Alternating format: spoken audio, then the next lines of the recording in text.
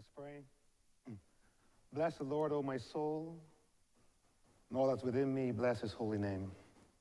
Bless the Lord, O my soul, and forget not all his benefits. Lord God, as we begin a busy day, we come to you as we pray for our nation and our elected leaders gathered in this place. Remember those who assist their work as they address the issues affecting your people. You have guided us through national and personal challenges in the past. Be with us today. You have so blessed us as a nation in so many ways. Therefore, fill us all with the knowledge of your holy word, as it states, from everyone to whom much has been given, much will be required. Help us, Lord, to remember this. Amen. Say the Lord's Prayer. Our Father, who art in heaven, hallowed be thy name. Thy kingdom come. Thy will be done on earth as it is in heaven. Give us this day our daily bread, and forgive us our trespasses, as we forgive those that trespass against us. And lead us not into temptation, but deliver us from evil. For thine is the kingdom, the power, and the glory, forever and ever. Amen.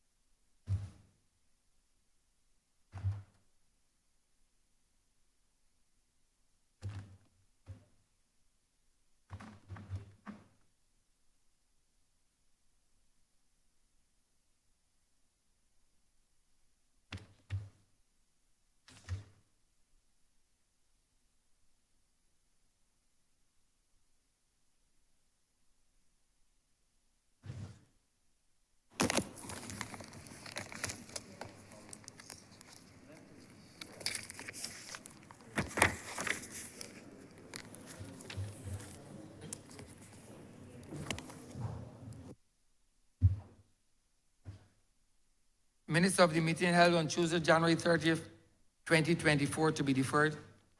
Honourable Leader of Government Business. Thank you, Mr. Speaker. I beg to move that the aforesaid minutes be deferred. The question is that the aforesaid minutes be deferred. All those who are members in favor, please say aye. Those against, please say no. Meeting, the ayes have it.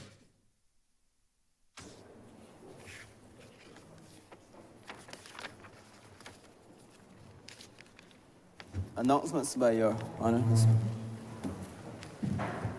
I'm in receipt of a letter dated February 2nd, 2024 from the Honourable Santia J. Bradshaw, Deputy Prime Minister and Leader of Government Business, addressed to His Honour the Speaker. Your Honour, the House now stands adjourned until Tuesday, 13th February 2024 at 10 a.m. Pursuant to Standing Order 6.9 of the Standing Orders of the Honourable the House of Assembly, I hereby submit that the public interest requires that the House should meet on an earlier date than that to which the House stands adjourned in order to debate the Law Revision and Law Reform Amendment Bill 2024, Transfer Authority Amendment Bill 2024, and the Labour Clauses Concessions Bill 2024, and to continue debate on the Cybercrime Bill 2023 and the Mutual Assistance in Criminal Matters Amendment Bill 2023. Should you be satisfied that the public's interest so requires, government requests that the House should be summoned to meet on Tuesday, February 6th at 2024 at 10 a.m. Government proposes that the business of the House should be that mentioned above. I am satisfied that the public interest so requires.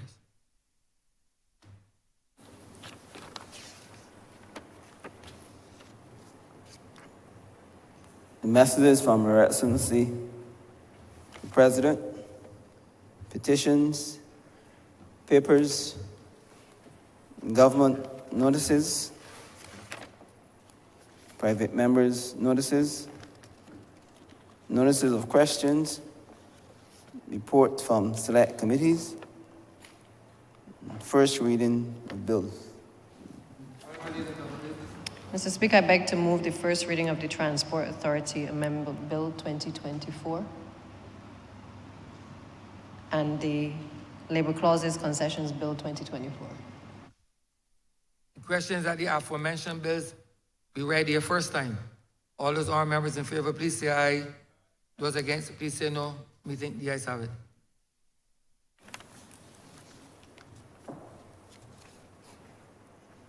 Statements by ministers, congratulatory and/or obituary speeches, personal explanations, motions for leave of absence, oral replies to questions, notices of motions for the adjournment of the House on matters of urgent public importance, orders of the day.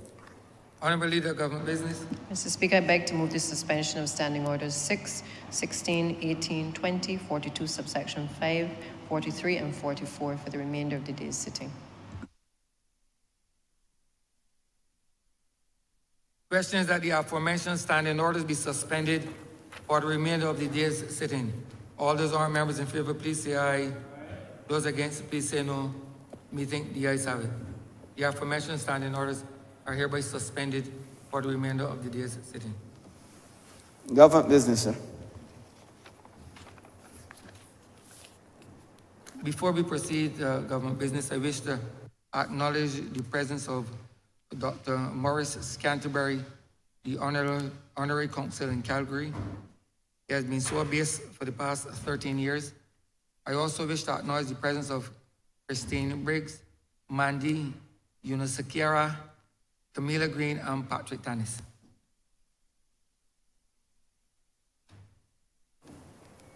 Order number 1, sir. In the name of the Honourable Minister of Industry, Innovation, Science and Technology, to resume the debate on the second reading of the Cybercrime Bill 2024. Honourable Member for St. Joseph. Thank you very much, Mr. Speaker. I suppose speaking on the resumption of the debate on the Cybercrime Bill gives me an opportunity to try to deal with some of the issues that have been raised in the public domain, certainly the editorial of The Nation today, articles in The Nation on the weekend, I think other media, social media and others, because it is clear that there is a tremendous amount of misapprehension and misunderstanding about what the government is doing. It isn't often, sir, that we have the opportunity to go back to the jurisprudential roots of law, but I crave the indulgence of the chamber just to set a broader context before I deal with the specifics of the Cybercrime Bill. Mr. Speaker, much of what has been said revolves around the notion that this government is seeking to place a statutory fetter or statutory muzzle on the freedom of speech of Barbadians. They've alleged, social media and elsewhere, that this muzzle, this alleged muzzle, this fetter, would redound to the interests of the political class because it is somehow intended to deprive the right-thinking public of Barbados of the opportunity to criticize the government. Nothing could be further from the truth. Mr. Speaker, if you pare back all of that rhetoric and look at the mischief that this bill is intended to deal with, look at how it deals with it, then I think that the Barbadian public would be in a position to consider it in a rational and reasonable way and to rest easy with the efforts of this government. But first, Mr. Speaker, let us talk for just a moment on the rights issue, because as I said, it has been argued that we are looking to take away the freedom of speech from Barbadians. Now, Mr. Speaker, Barbados is governed by the supreme law in the form of our Constitution. In our Constitution, at Section 48, it says that the Parliament of Barbados shall make laws for the peace, order, and good government of Barbados. Peace, order, and good government of Barbados. Now, what that means is best looked at not in the context of some legal scholar or theoretician. It is best looked at in the context of how we live in a modern Barbados, careful at all times not to erode or destroy the rights of others while preserving our own rights and freedoms. Our Constitution, in fact, says, and it is probably worth just referring to it specifically, in Section 11, the so-called preamble, it says, among other things, that the rights of Barbadians are protected, that every Barbadian, every person in Barbados is entitled to the fundamental rights and freedoms. And it sets out what they are, and they include, sir, freedom of conscience, of expression, and of assembly and association. But it goes on to say that these freedoms are guaranteed subject to such limitations of that protection as are designed to ensure that the enjoyment of those rights does not prejudice the rights and freedoms of others. So our laws and our Constitution must at all times strike a balance between how the rights of individuals are protected while at the same time preserving the rights and freedoms of others. So quite rightly, Mr. Speaker, when somebody says that this Parliament is passing a law that is intended or may have the result of abrogating their rights of freedom of speech, it calls for us to stand back and go to basics. Go to basics, sir. I say to Barbados that we are not at all intending, nor is it our aim, to abrogate anybody's right to speak, to take away anybody's freedom of speech. But we must always remember, Mr. Speaker, that a state and a government exists to protect its people. The Constitution says so. When it says that everybody has guaranteed rights and freedoms, but that they are subject to the other people's rights, that they're subject to the need to maintain peace, order, and good government. I started at section 48, so come back to it. Peace, order, and good government. Then, Mr. Speaker, the state has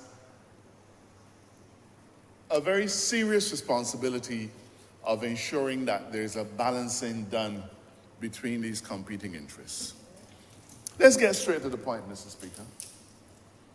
What freedom of speech should we guarantee when an individual has sex with a 13-year-old, videotapes it, and broadcasts it all over the internet?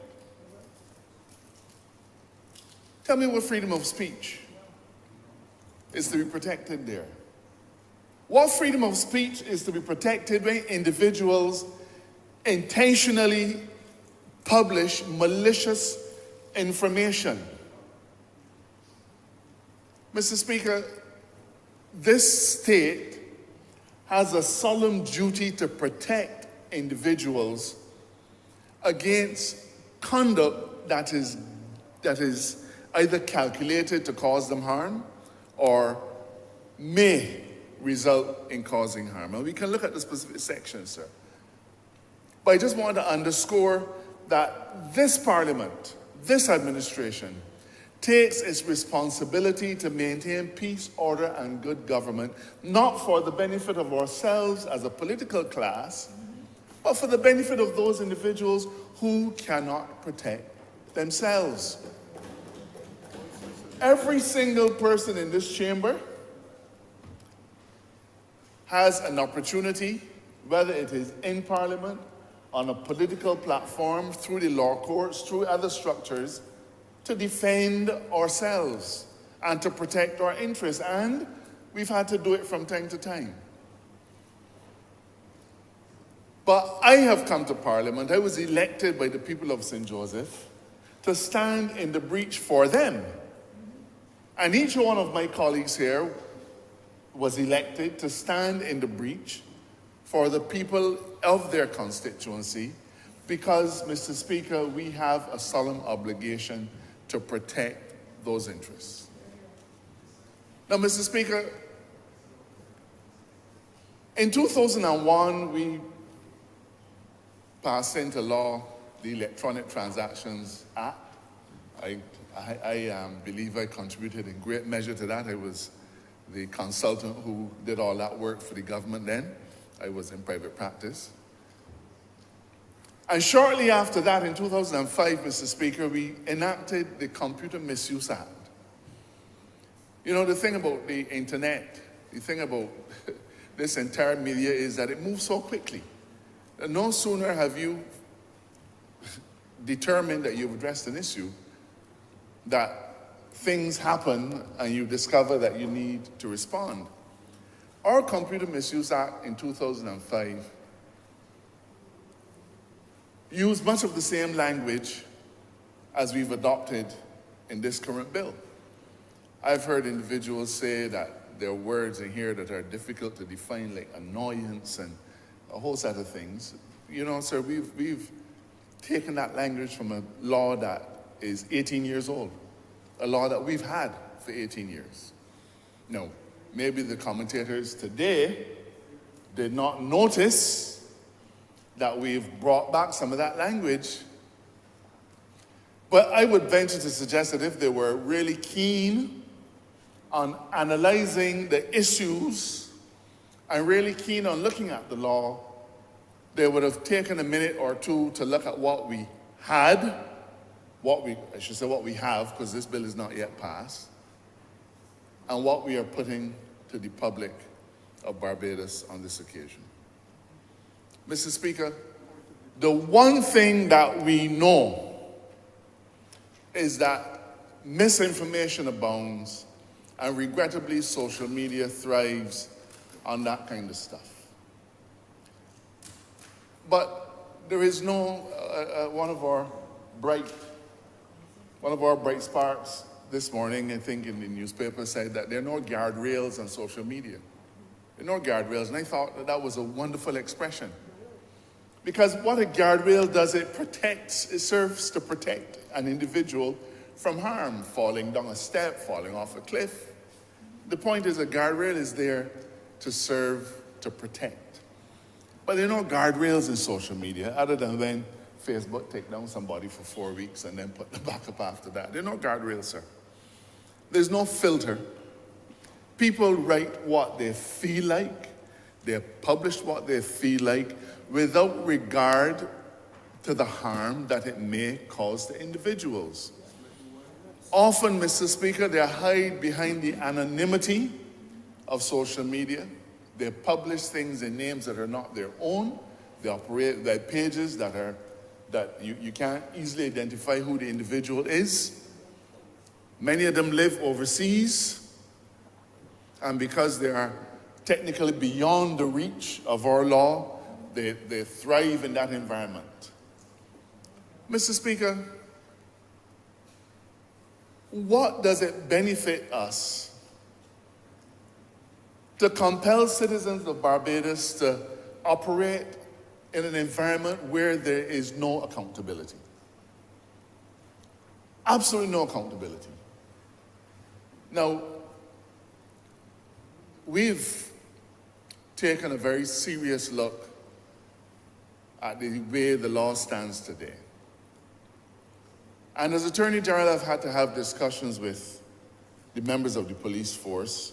I have no role in prosecutions or anything of the sort, but I feel that as an Attorney General, it is my obligation to offer how a law could be interpreted and so on. Whatever the police do or don't do is a matter for them. I'm not in the business of directing them. But on several occasions, Mr. Speaker, things have been published on social media And we have had to look hard at the legislation as it stands and ask ourselves the question, is this law adequate to deal with the circumstance that has presented itself? Regrettably, it has not been. Regrettably, it is not. The good thing is, Mr. Speaker, that we are not in this world by ourselves. And where we are now, many other people, many other countries have been. And their response at a global level has been to establish a treaty called the Budapest Convention. And the Budapest Convention simply sets out to establish what is best practice in relation to the area of cybercrime. So for those individuals who think that we have gone out on a frolic of our own and tried to come up with all kinds of crazy, bizarre stuff, let me assure you, Mr. Speaker, that that is not the case. The Budapest Convention, there's only one other country in the Caribbean who's a member of it, who's a party to it, that's Trinidad. Other Caribbean countries have indicated their willingness to sign up and become parties to the convention. But the Budapest Convention, Mr. Speaker, has as parties, I believe it's in the region of 100 member states across the world, including England, the birthplace of the Commonwealth and the root of much of our legal thinking, Canada, the US, India, a whole raft of other countries, all of whom have recognized that the state of anarchy that has been allowed to persist in the world in relation to cybercrime must not be allowed to continue. Mr. Speaker, one of the glaring deficiencies, with due respect to the commentators, and I have to say, as a government, we always respect our critics. We listen to what they say, and we try to see if there's merit in what they say. I regret that on this occasion, I am not able to find very much that is meritorious. I am told that one commentator propounded the importance of what he called ethical hacking. And that is where somebody comes and hacks your system so that they can then tell you what was wrong with it. Now, you know, Mr. Speaker, I'd prefer if that was not called ethical anything. Because if you want to come into my house, whether it is my physical real estate or my notional real estate, you must seek my permission. You can't come into my house uninvited, but then want to propound to me the tremendous benefits of your having come and done it. Our society doesn't work so. Our society requires accountability, and you do not get a get out of jail card free or a get out of jail free card, whichever one it is, simply because you may have a noble aspiration. We don't live in that world, sir.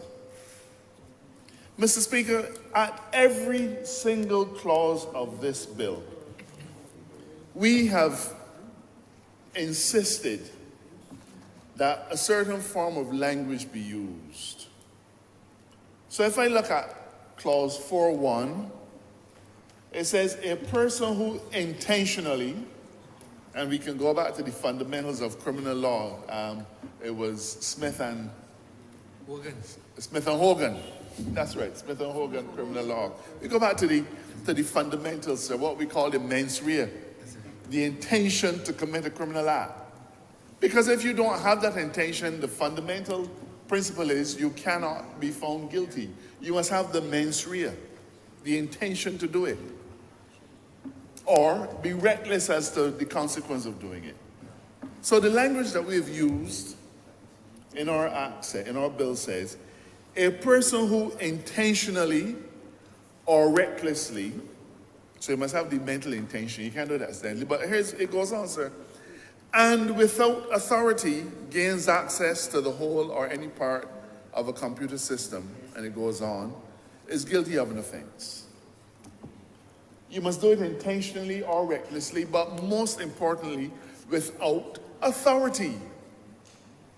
I can't understand how the concept of trespassing to my property, if you set foot on my land, if you open my front door and come in, if you push your hand in my front pocket, all of those things are clearly trespasses. But somehow, when you, without my permission, access my computer system, that isn't a notional trespass as well. We say if you do it without authority. So you could be Jesus, Lord Almighty, with a computer screen. And I spend a lot of time in church. You know what you say? Come into my heart, Lord Jesus. Even then, you just issue an invitation. Am I wrong, Rev? Even then. Remember for St. Peter, probably a little uncomfortable. But even then, you invite. But let's also look at another clause, clause 5. Again, similar language. A person who intentionally or recklessly and without authority. Mr. Speaker, throughout this legislation, throughout this bill, we underscore the importance of authority. That is to say, you can do anything you want provided you have my permission to do so. Now, our critics would like to have a Wild Wild West situation where you can do whatever you want without regard to my rights, without regard to my privacy, without regard to my mental well-being, without regard to anything, sir. They want to be able to do. Mr. Speaker, that is described as anarchy and does not fit within Section 48 of the Constitution, where we pass laws for the peace, order, and good government. Mr. Speaker, there are two specific areas that our critics have mentioned, and one of them is malicious communication. And perhaps, sir, it shouldn't surprise us that that is what has captured the tremendous interest. And I promise not to read the entire thing, but this is what Clause 19 says, Mr. Speaker. A person who intentionally or recklessly uses a computer system to publish, broadcast, or transmit computer data that A, intimidates a person, B, threatens to use violence toward a person or a member of his family, or to damage the property of a person or the property of his family, is guilty of an offense and treble on conviction, and on and on. Now, Mr. Speaker, they have focused on a person who uses a computer system to publish, broadcast, or transmit computer data. And as far as they're concerned, that is where the stifling of freedom of speech is. But they have not troubled, Mr. Speaker, to look at this section as a whole. You must intentionally do it.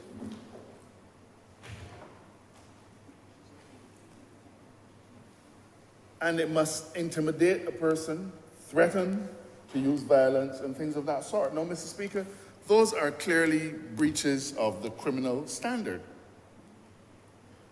Now, tell me why this Parliament should feel that we have discharged our duty to the public by not protecting them from this kind of thing, Mr. Speaker. Now, I know where he stands as Attorney General, I know where my colleagues stand, and I hope that right-thinking Barbadians stand with us. We have seen the kind of harm that has happened when people use computer systems in this way. There's no denying it. And equally, there's no justification for it. And now we're saying if you want to use your computer system to intimidate people, to use violence, to threaten to use violence, or to threaten to damage their property, we are going to hold you accountable. It goes on, sir. A person who intentionally or recklessly uses a computer system to publish, broadcast, or transmit data that includes private sexual photographs and videos without the consent of the person who appears in them. That's what it says, sir. If you want to send pictures to somebody who wants to receive them, that's up to you. But the person who is depicted in them must obviously have a say. Because you want to maintain your freedom of speech to be able to publish that which you will, without regard for the right to privacy of the individual whose sensitive material you have. So again, sir, I come back to the Constitution. We are required to effect a balancing act between your freedom to do as you please, while at the same time protecting individuals who are not ordinarily able to protect themselves from this kind of harm. But this clause goes on, sir, because it says that you must do it with the intent to humiliate, harass, or cause substantial emotional distress to that person. Now, Mr. Speaker, I doubt that there is a human being in this chamber, I doubt, that has not had to talk with their constituent, to talk them through the savagery that has happened to them or their family because somebody sent out nude pictures of them. Because somebody sent out pictures of intimacy, videos of intimacy in that regard. I know I've had to deal with it. I'm sure everybody here has had the occasion to try to counsel people. And the one thing to ask you, can you not do something about it? That's why they come to us, you know. That's why we've been elected. But why can you not do something about it? Now, let me say, sir, I understand that there's a bit of a red herring being put out there that these are matters for the civil law. And if somebody does this to you, you should sue them. Mr. Speaker, why would that be a matter for civil law? But if somebody come and chop you with a big rock, that is not also a matter for the civil law. If somebody hit you with a stick, the first thing you're doing is calling the police. Because your person has been invaded. Is it so far-fetched to think that when you publish that kind of material about an individual, that individual's person has also been invaded, not by a physical blow, but, Mr. Speaker, I would guarantee you that a teenage boy or girl will recover from that stick lash a hell of a lot sooner than the pornographic material that is forever floating about in cyberspace, that they can't remove, things that they might have done when in the innocence of youth, but will haunt them forever. I'm sure that in this chamber, a lot of us have done things, not of that kind, of course, but a lot of us have done things that, cause us a little bit of discomfort. Mr. Speaker, we went to the same institution, and there was a little shop in the back, behind the school wall. Leinster Road. Leinster Road. Leinster Road. And during the school day, we would put together some money and visit. And we would imbibe a beverage. And we felt like we were men. And of course, we would save some money to buy mints, because when you get back to school, you won't conceive. We've all done things. But, Mr. Speaker, those things don't last you for the rest of your life as a Damocles sword hanging over your head, forever threatening your career. The Honourable Minister spoke very ably on the matter and pointed out irrefutably that these kinds of things have led to individuals harming themselves, sometimes the ultimate harm, committing suicide. So how that become now a civil matter? Is it that we should stand by and say, oh, just go to the courts, bring an action in the court? No, sir. Because this kind of harm, I would venture to suggest, is perhaps more permanently debilitating than the many assaults that find their way into the courtrooms. What is key in this legislation, sir, is that we have not criminalized the mere publishing of the information. Because if we criminalize the mere publishing of the information, then for sure we would run afoul of protecting the individual's freedom of speech. We, sir, are prohibiting the transmission of that kind of material, A, without the consent of the person, and B, that it would have been published with the intent to humiliate, harass, or cause substantial emotional distress to that person. Similar language to that which obtained in the 2005 legislation, sir. But we knew that we needed to go further. Mr. Speaker,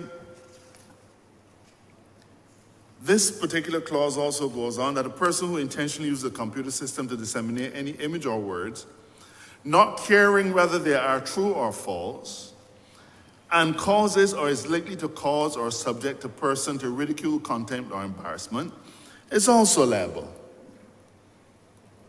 Mr. Speaker, this legislation, when passed, will require individuals to be accountable for what they do. That's all. Accountable for what they do. I've heard criticisms that we've used vague language. We've used language like annoyance, inconvenience, danger, obstruction, embarrassment. Same language as we had in the legislation that was passed in 2005. No different. No different. But let me say this, Mr. Speaker. I do not know of any parliament that defines every single word of this kind in legislation. Doesn't happen.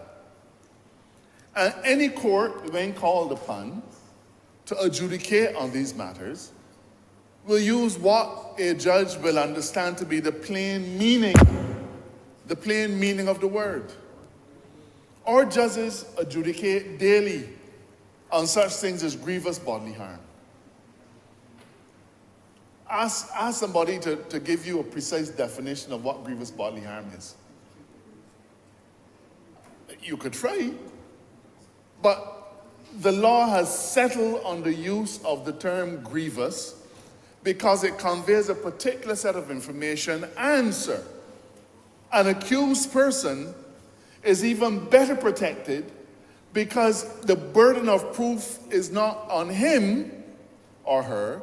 The burden of proof is on the state. So that the state, if it wishes to prosecute individual X or individual Y, the state has the burden of proving every element of the offense. So the state has to prove that it humiliated, harassed, that it was obscene, vulgar, profane. The state has a responsibility to prove that there was annoyance, inconvenience, danger, or obstruction. Mr. Speaker, you well know as one of the finest criminal lawyers in Barbados, that an accused person can go into court and sit down and say nothing. You cannot compel him to say a word. He doesn't have to contradict you about anything. The burden of proving these things is on the state. So it is not for an individual citizen who publishes something to then be told, well, prove that it wasn't obscene, prove that it wasn't harassment, prove that there wasn't humiliation. That burden, sir, rests on the state and is the highest burden of proof beyond a reasonable doubt. So there are a number of safeguards that are built in. We've built in the words, you must do it intentionally or recklessly. We've built in the term that you must do it without authority. We've built in the terms that you must do it intending certain consequences, annoyance, harassment, and so on. And then on top of that, sir, the state has the obligation to prove that the elements of the offense are committed. Mr. Speaker, we've done a lot of work in getting this legislation here. And I accept that for many people, their initial reaction is going to be, why? I accept that people will look to see if there's a soft and nasty underbelly to what we're doing. I read with some interest this morning the editorial in one of our daily newspapers. And the editorial asked the question, well, how we intend to police social media. How do we intend to police social media? You know, Mr. Speaker, the notion of policing social media, yes, it's a fairly monstrous prospect, but this is really going to be self-policing to some extent. Because in every criminal case, there's always going to be a complainant, sir. A complainant. That is key. Somebody has to raise the concern. Somebody has to say, I have been wronged, and seek recourse. So while it's nice to ask the question, how do we intend to police the TikTok and so on? Mr. Speaker, nobody in the Barbados Police Service is going to sit down trying to look at TikTok or Facebook or any of the other media 24/7 to look to see if an offense is committed. That's not policing. We don't need to police any of those things. We don't need to police WhatsApp. This is not about policing WhatsApp or TikTok. WhatsApp and TikTok and Facebook, those are the media. Those are the hose pipes, the car trunks, the refrigerator. Those are the things that facilitate the wrongdoing. That's what they are. TikTok in itself is not harmful. But using TikTok or using Facebook or using WhatsApp. So the question of us policing those things is a red herring. We're not policing those. We don't have to police those. Individuals who are affected will come forward, I expect, and say, I have been wronged. I am asking that you investigate this. And if there's sufficient evidence found, just like with every other kind of offense in Barbados, a prosecution can be offered. So just because this is called cybercrime, it does not mean that this is something that is mysterious. This is not some smoky smoke and mirrors thing. Individuals know when they've been wronged. I've had many calls from individuals who say, so-and-so published this about me on social media. Sometimes, if it's defamatory, I say we'll go after them. Other times, it would call for a criminal remedy, but there are challenges. So to put this thing about us policing TikTok and so on is just a red herring. We're not policing any of that. We're not required to do any of that. What we're requiring is that people be accountable for doing these things. And we know the many, many malicious instances when people have data published about them and they have no recourse. That's not the kind of world, Mr. Speaker, that we propose to live in. Mr. Speaker, there have been some commentators who have very thoughtfully and sincerely submitted to us various criticisms. They've been dealt with in large measure by the Minister of Industry and Industry, Science and Technology, so I don't need to repeat them. But let me just say that when those criticisms were received, Mr. Speaker, we subjected ourselves to the greatest possible rigor. To the greatest possible rigor. And we had a discussion with the individuals from the Council of Europe who helped us through this process.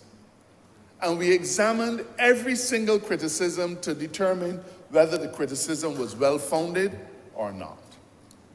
We certainly had our views because at the end of the day, we drafted the law.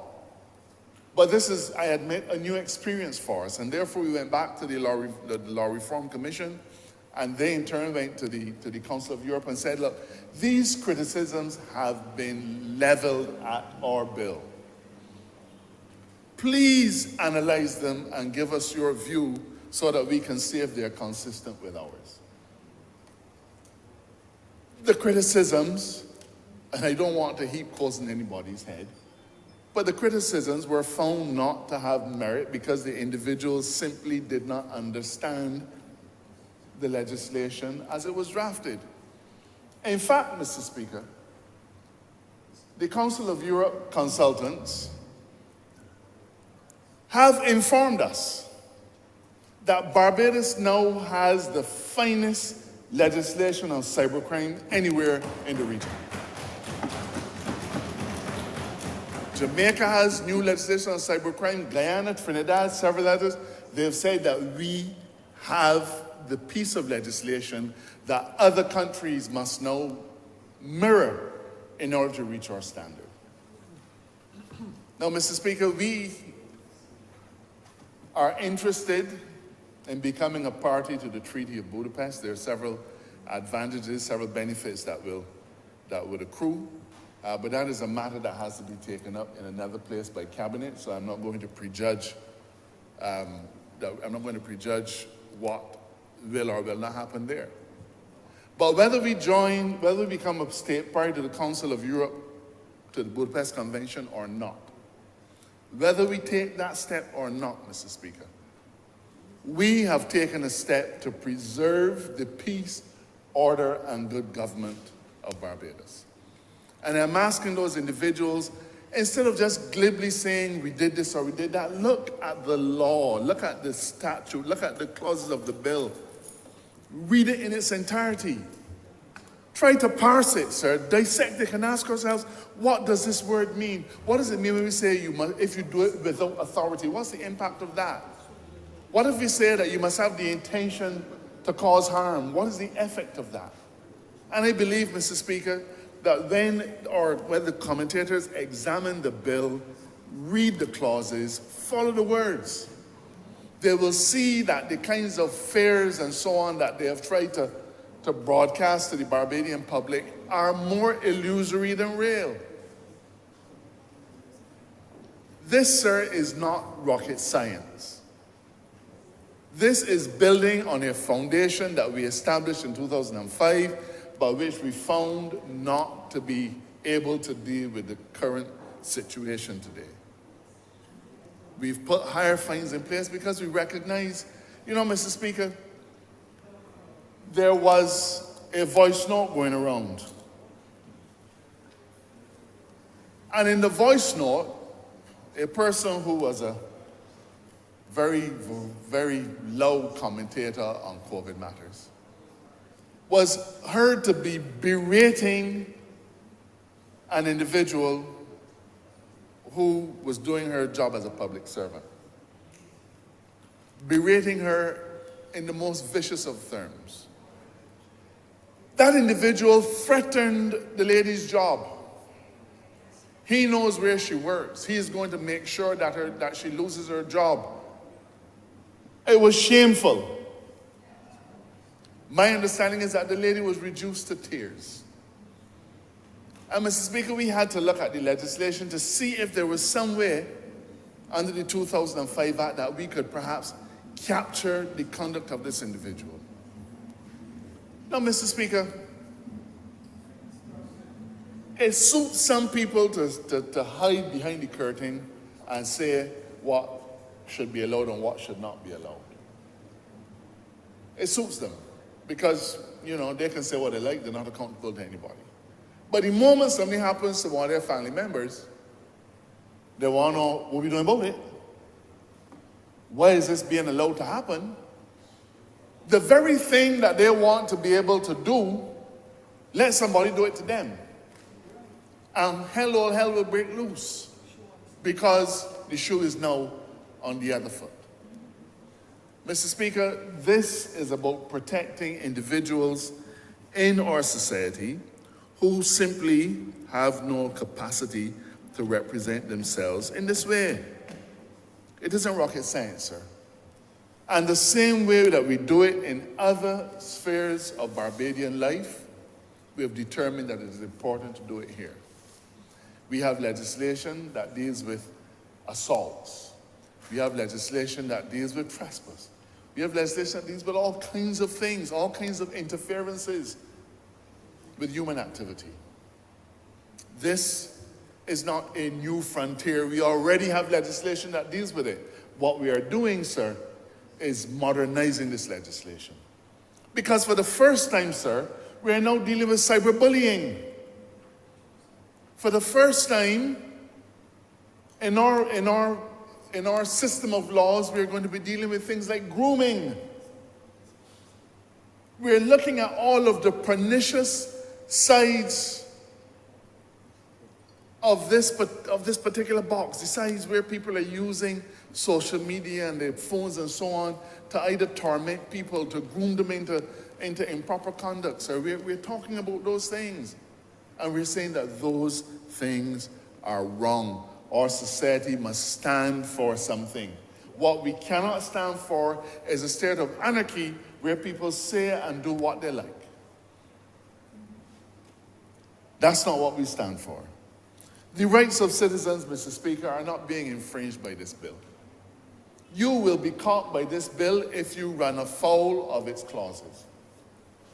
So if the conduct that you propose to do that you've gotten away with for so long, if that conduct, well, if you want to persist with that conduct, then you'll be caught.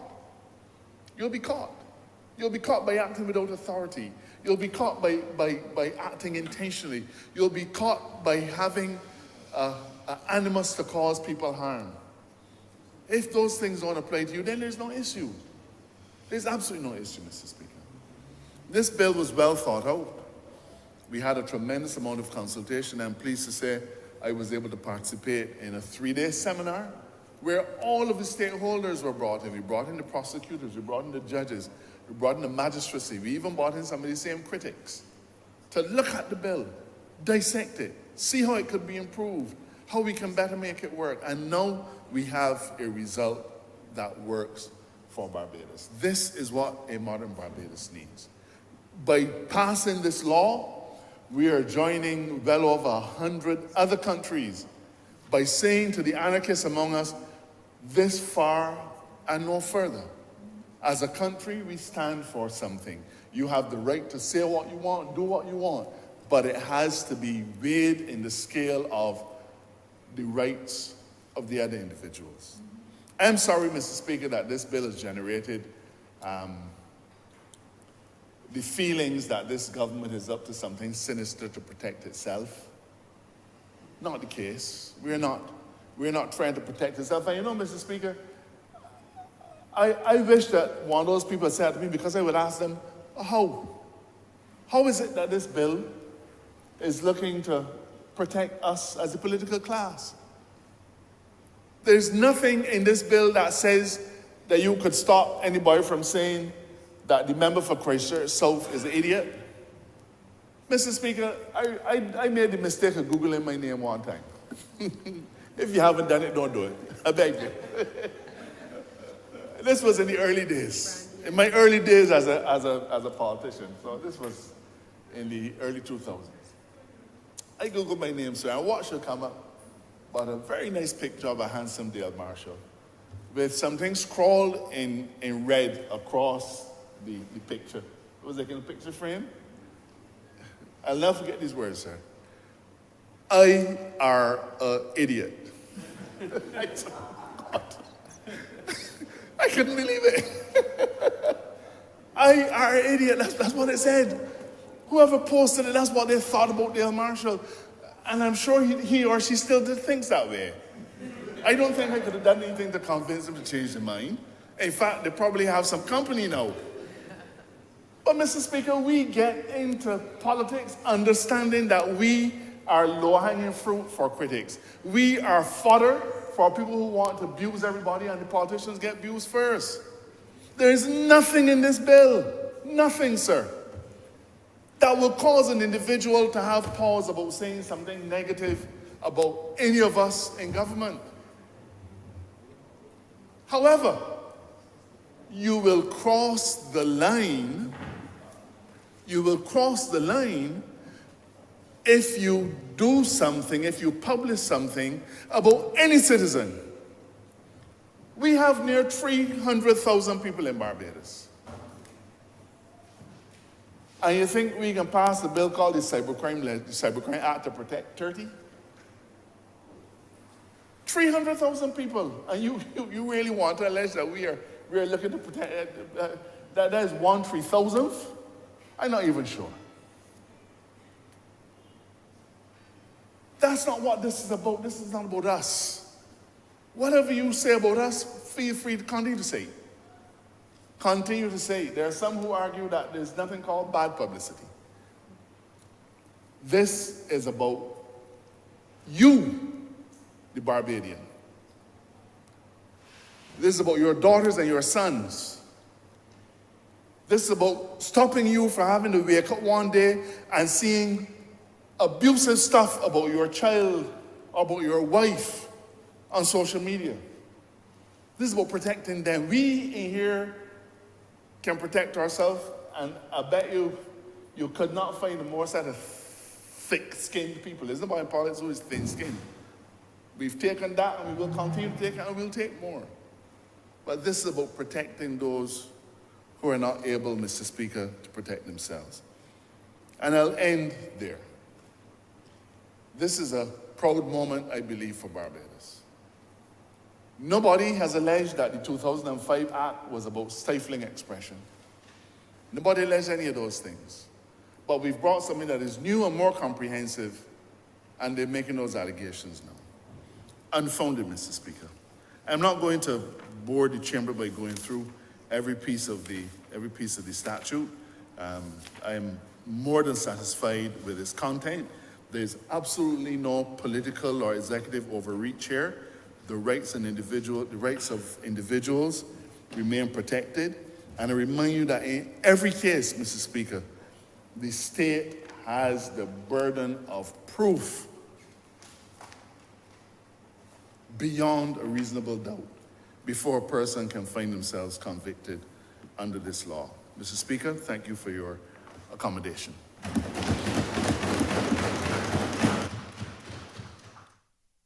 Honourable Member for St. James North. I thank you, Mr. Speaker.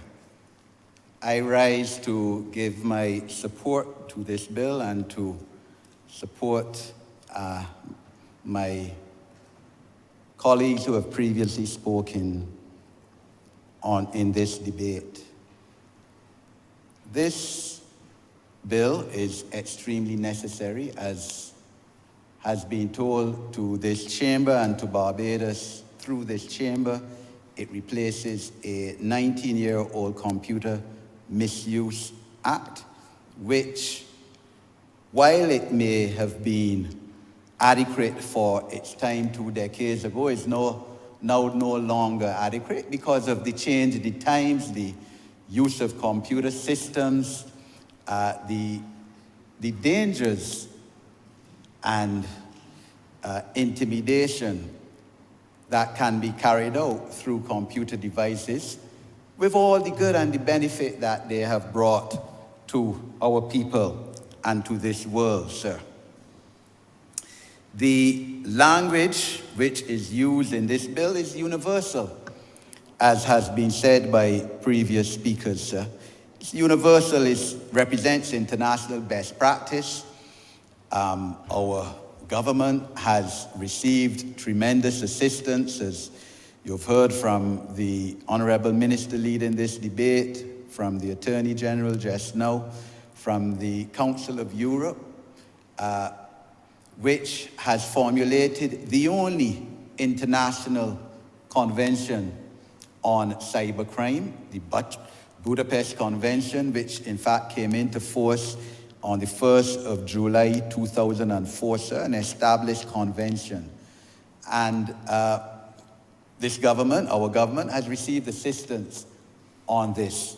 The Europeans are willing to spend millions of dollars helping countries like ours in this regard, and they've helped Trinidad to that extent financially, sir. As we just heard from the Attorney General, Trinidad and Tobago is one of the 3 CARICOM countries that have so far passed modernized cybercrime legislation, Guyana and Jamaica being the other 2. And Trinidad has been a beneficiary of vast, comparatively, sums of money from the Council of Europe to assist in this regard. In fact, Trinidad, even though they are not a signatory to the Budapest Convention, they've been invited to accede to it.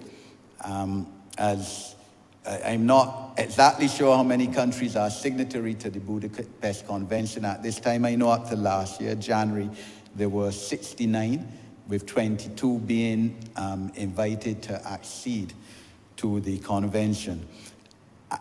While we speak, sir, the United Nations is also in the process of negotiating a cybercrime convention.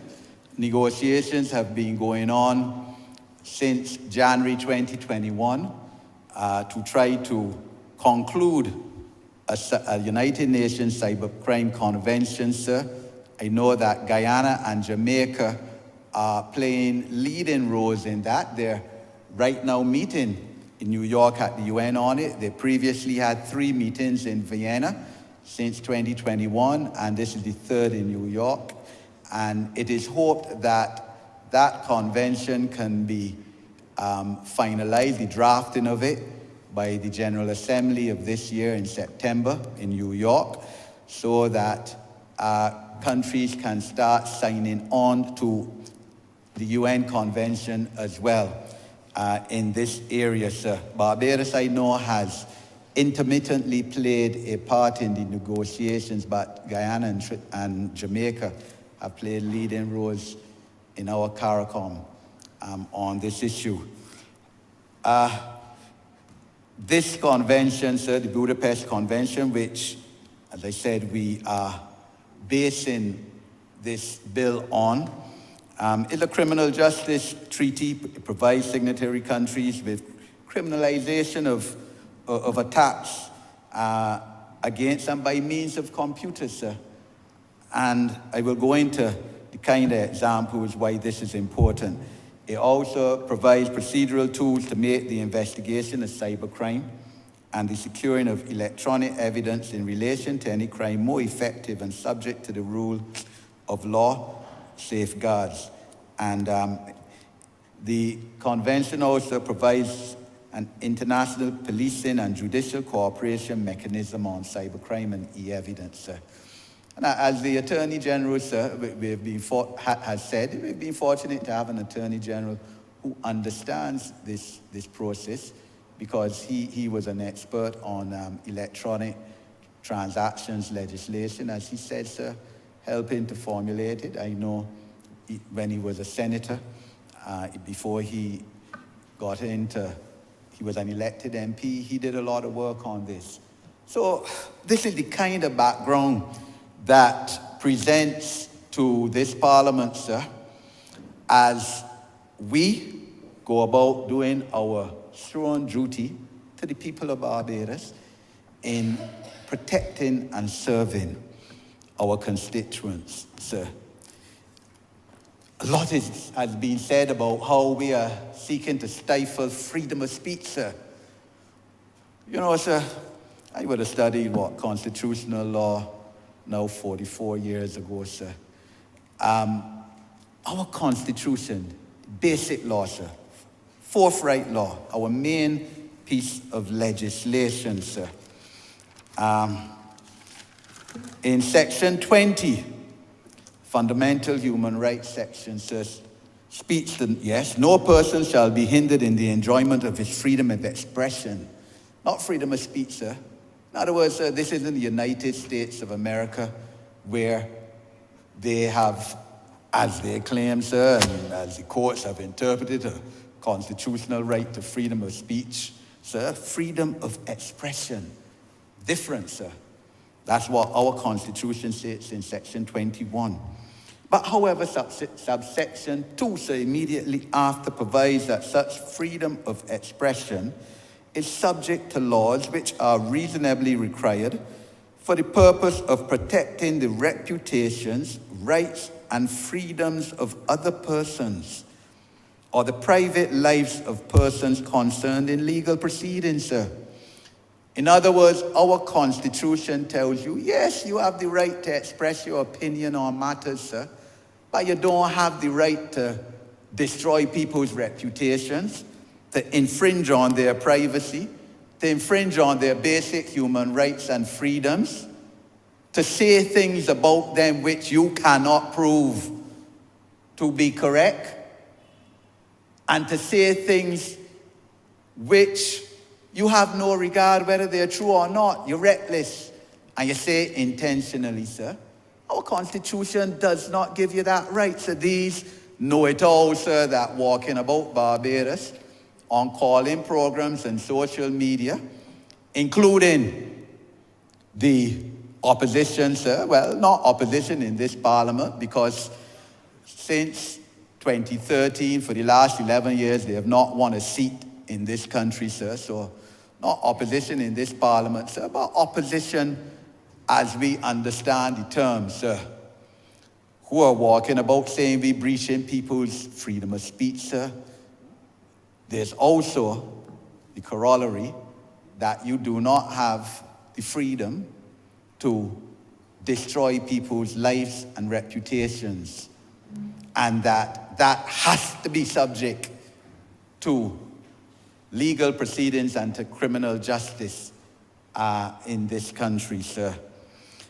We have had, sir, the basis of our common law, our law, sir, arising, of course, out of the common law of England until, and even now to some extent, sir, but certainly up to independence. We took our laws from the United Kingdom and Derry and Peak, sir, which every lawyer, every law student is taught in contract and taught, sir. 1889 House of Laws case, which speaks about fraudulent misrepresentation within contract and tort, sir, and deceit, and making statements which are false and making them recklessly or carelessly as to the truth of the statement, sir, and that is penalized. So this is nothing new, sir, this concept that we are speaking about and which is continued in this bill which is before this Parliament today. And as previous honourable members have said in this debate, sir, a lot of the concepts and the language which we are debating in this bill has been brought over from the Computer Misuse Act. It is just, there was no sound and fury when that act was passed in 2005, but we accept, sir, that people, because of social media, are now a bit more vigilant. Some, I understand, sir, are just there to create mischief, sir, politically. But some may be genuinely not knowledgeable of that fact. May not have taken time, as I suspect, to read either the Computer Misuse Act or to read this bill before they pontificate on being experts on what this bill is seeking to do and what liberties it is seeking to take away from the people of Barbados, sir. The penalties in the Computer Misuse Act were maybe adequate then, but are certainly inadequate now. The highest penalty, I think, in that act, sir, was about $50,000, or 5 years imprisonment or both. Many of the provisions in that act only had a penalty of $10,000 or I think 2 years in prison, sir. This act, sir, this bill brings in new concepts, as we have heard, sir: child grooming, fine of $100,000, or 10 years imprisonment. We must protect our children, sir.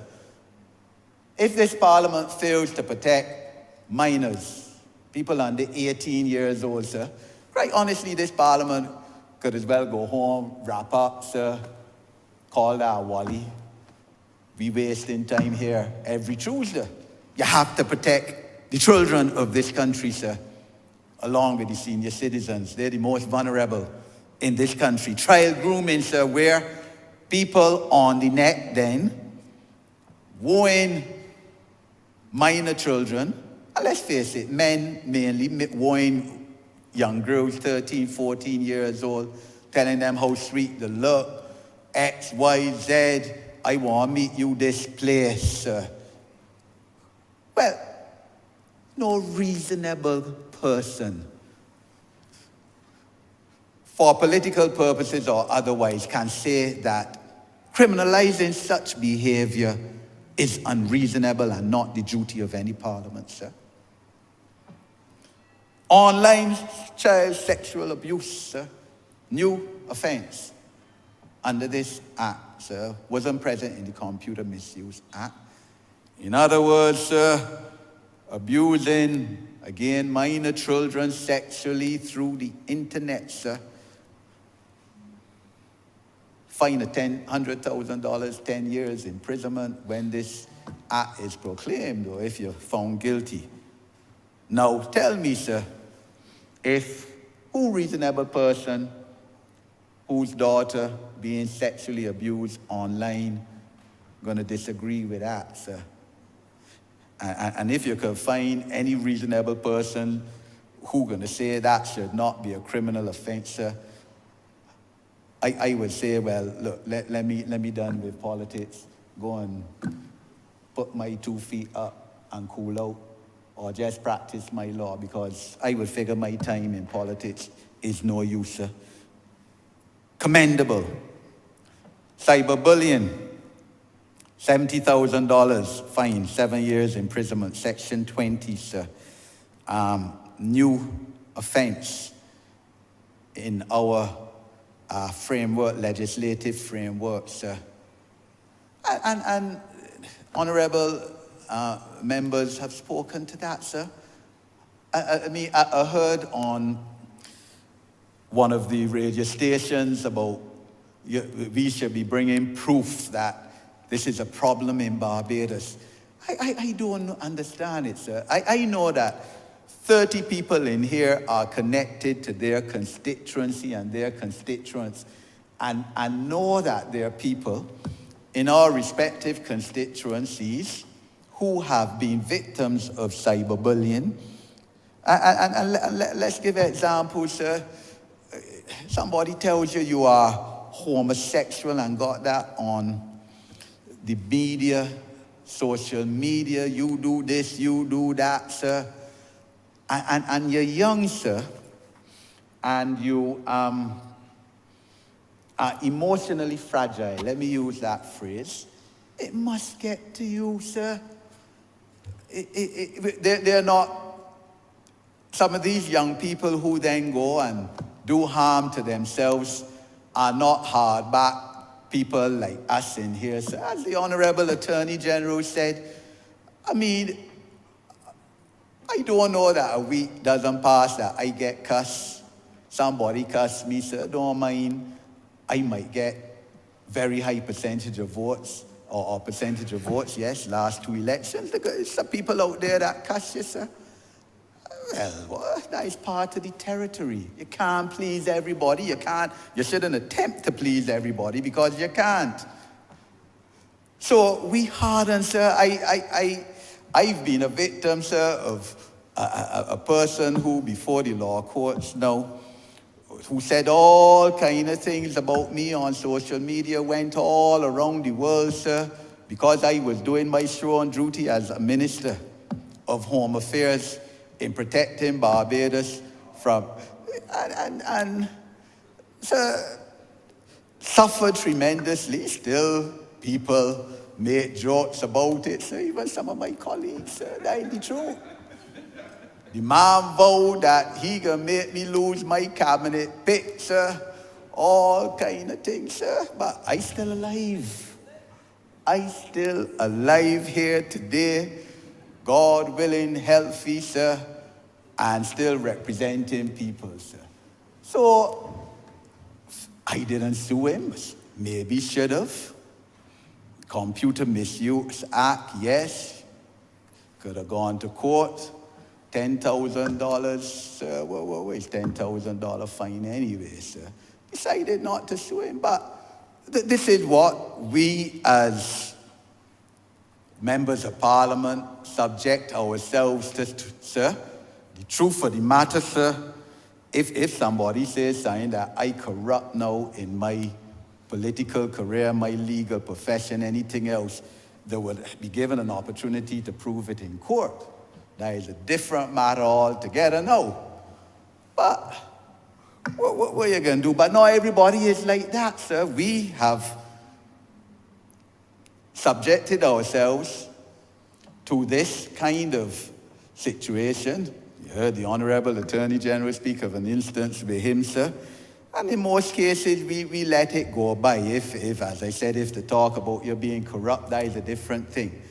But people getting on, sir, like if the Right Excellent Errol Barrow and the Right Honourable Tom Adams, well, the two of them, sir, two political giants within our context in Barbados, sir, used to sue people regularly. We don't sue people now like them. Regular. Right, those two prime ministers used to have people in court. You say that about me, I give you the opportunity to prove it. I used to get money too for proving it. For putting people's inability to prove what they said, the mouth, they had to pay for the mouth. We know of situations, sir, where two outstanding members of Parliament of this country, one who went on to be Prime Minister, one who went on to be Attorney General, sir, got what were then big defamation judgments, sir, 35,000 and 30,000 respectively, and caused the Speaker of the House to have to resign for bankruptcy, sir. So this thing about how we bring in this bill to protect ourselves is one of the biggest piece of laughter, sir, that I have encountered quite honestly for this decade, sir. We bring in this bill to protect our people who can't afford to go to a lawyer, spend $10,000, $20,000, sir, or whatever, to pay a lawyer now to put somebody in civil court for saying that they are homosexual or something, when there's no such proof. So, because that is effectively what the critics are saying, that these clauses should not be subjected to criminal justice system, that they should be civil. But who can pay a lawyer $10,000, $20,000 to defend their reputation, sir? And reputation is key. You can't measure that.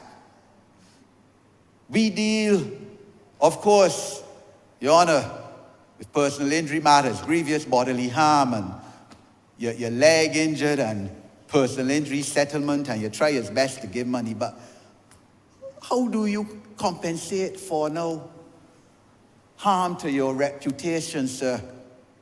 When a female wakes up in the morning and sees plastered on social media nude pictures of herself sent by a previous boyfriend, sir, with whom she has now broken up.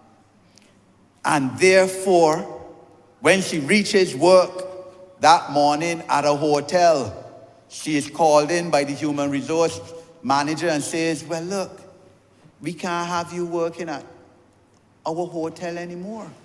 Because look at what I have about you on social media. Look at this. And your job lost. Your reputation gone. Everybody in the district laughing at you. You walk down Bridgetown, oh Lord, but look, that the woman who all her fronts on social media yesterday. And you want to tell me that a reasonable Barbadian gonna tell this Parliament, sir, that should not be subjected to the criminal justice system? You have destroyed an individual. If it was their wife or their daughter, would they have that same opinion, sir? No. I warn, as I always do, sir, my constituents, my young female constituents, do not send anything to any man like that.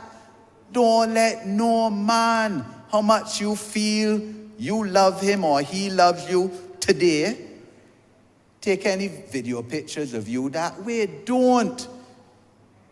Because guys, today you don't know what tomorrow gonna bring. Don't do it. And I want to use this forum, sir, as forum in the land, to again caution young people against that.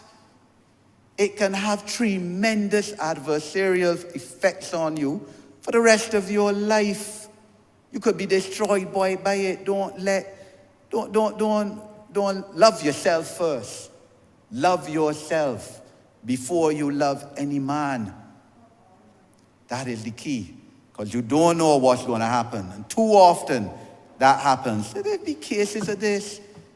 Constituents who have lost jobs because of that same example that I have talked about. So, identity theft addressed in this bill, sir. I mean, many of us in these chambers, sir, have had our social media hacked, sir. People call me regularly, not so much now.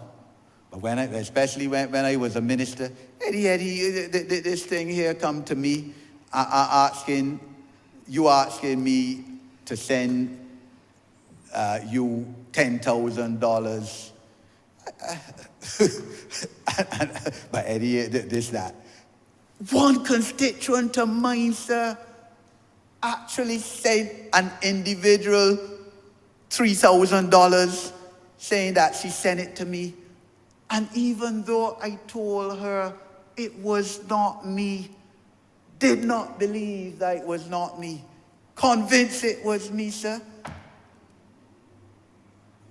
I told her, you really believe that your MP, would ask you for $3,000, a person who helping you financially when Christmas come, when summer come with school uniforms, etc. Why are you going to be asking you for $3,000? Why you couldn't pick up the phone if you felt had doubts and say, Mr. Hinkson, you asking me for this? Sent the individual $3,000, gone through the others, $3,000 dead. Another constituent about to send $10,000. In fact, to mortgage his vehicle. He had the $10,000 put down to mortgage his vehicle for $10,000 to send $5,000 US to somebody. Before he went to the credit union or wherever to get the loan, called me. Mama, Miss Hinkson, sending you this $5,000 US because, of course, enticements that you can get much more. I said, you mad? You mad? At least I'm glad you called me before. That is the kind of action that we hear bringing this legislation to seek to curb, to deter, and to penalize, sir. Very, very prevalent. That is what's going on in this country. Not only in this country, all over. Because I see the Trinidad Minister of Finance a few days ago complained that his social media got hacked too. His identity, sir. Serious business. Cyber terrorism, which Section 25 speaks on, which is a 25-year penalty, sir. That was in previous legislation, anti-terrorism legislation, sir, that we have. But other than that, some of these are new pieces. Child pornography, sir. That was in the Computer Misuse Act. But this bill strengthens that provision and the penalties against it. Under the Computer Misuse Act, the penalty is $50,000 or 5 years in prison. Under this bill says $100,000, 10 years in prison. And wisely so, sir, because you can't be now sending out images, pornography of children, sir, and you feeling smart and saying that is your right to free speech. No, I fundamentally disagree with that, sir. This act abolishes criminal libel, sir, which is a good thing. Quite honestly, that's obsolete now. As I said, the Budapest Convention, the question was asked on a talk show program yesterday as to why, if we are relying so much on the Budapest Convention, why we haven't signed on to it, sir. As I understand it, when we pass this bill, when this bill is proclaimed, we would have the opportunity to join the Budapest Convention. As the Honourable Attorney General said, that will be up to the Cabinet of Barbados, sir. As I said, there will also be the opportunity, hopefully soon, to join the United Nations Convention on cybercrime. So that's why we haven't joined, because remember, it's a European initiated convention, and the Europeans only accept other signatory states who have shown a commitment by passing this type of legislation to join on to that convention, so which obviously aims to prevent and detect and deter crimes committed via the internet and other computer systems. This legislation essentially as well, sir, covers defamation, which is not spoken or written in traditional form, but is circulated by the computer. And the Law Reform Commission, as has been mentioned by previous honourable members, has been instrumental in us being here today. So the Law Reform Commission, headed by Sir David Simmons, a vastly outstanding previous member of this House and Attorney General, sir, former Chief Justice as well, would have been prime in this, sir. Sir David would have chaired, I believe, some of the stakeholder meetings which the Honourable Attorney General just mentioned, which were held in mid-September last year between law enforcement and judiciary and stakeholders, sir. Cyber security experts, sir, and I believe many were invited. Some didn't come, sir, prefer to speak now in criticism of the bill. I know, for example, one, sir, and I'm going to mention him honorably, sir, Stephen Williams, who I have a lot of respect for in this area. I'm carrying on a parent education and personal development program right now, sir, and he's going to present at a session on cybercrime security and your child. I know he was present at it, sir, and was on a committee, and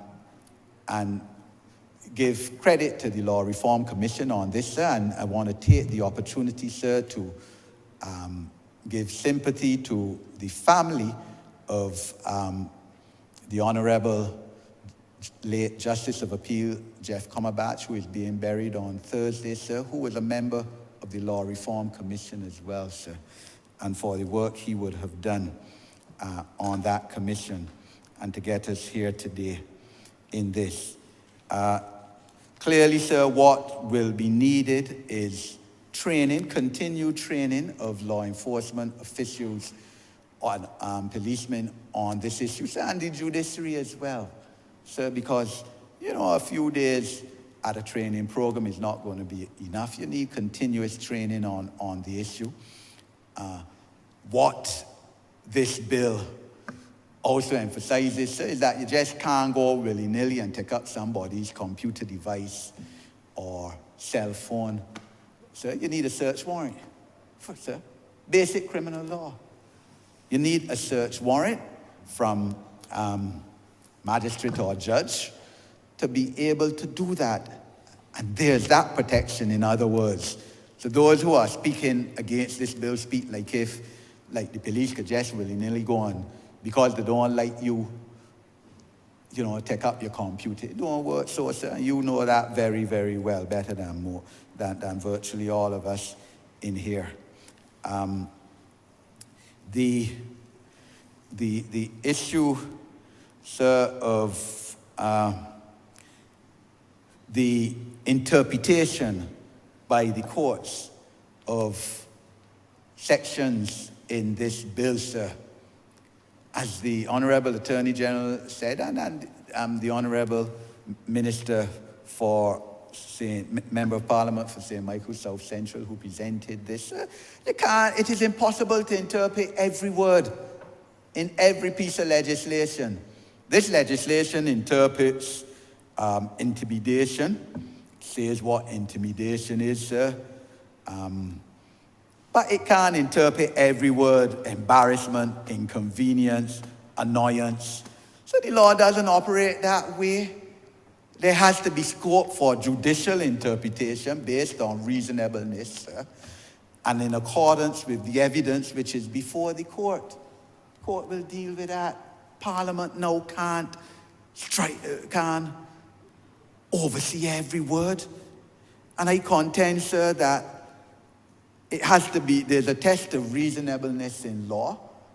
You know what, somebody giving evidence, sir, the judicial officer is in a position to decide when they're done, whether they were humiliated reasonably or not, whether they suffered annoyance, inconvenience, whether they were threatened by what was said about them or placed about them on social media, sir.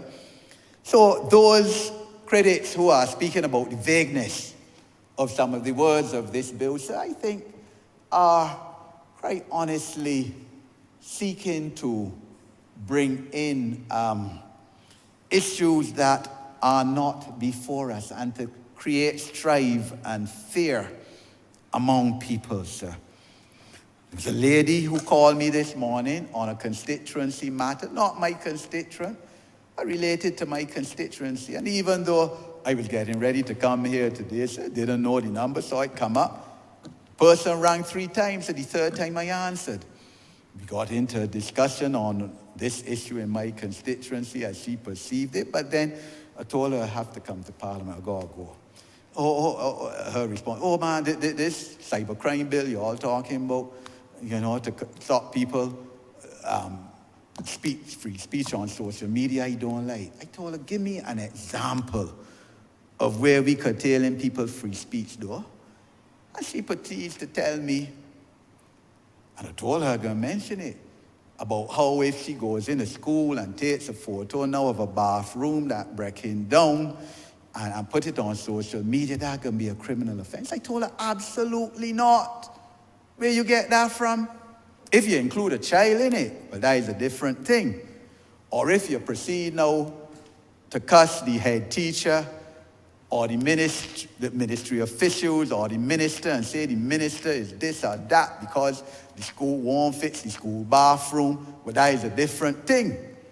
But you take a picture, but that is reasonable. But where you hear now that is going to be a criminal offense, that is what people are saying.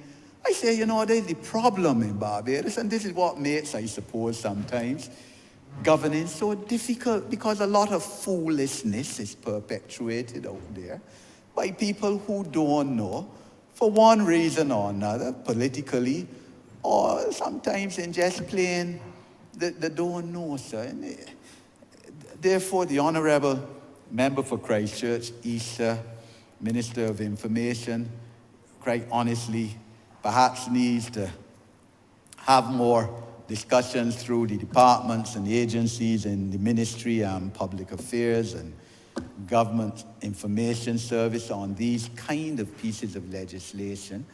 The Honourable Minister for Innovation went on brass tacks yesterday, what, 2.5 hours, sir. So she did her part in terms of public information, sir.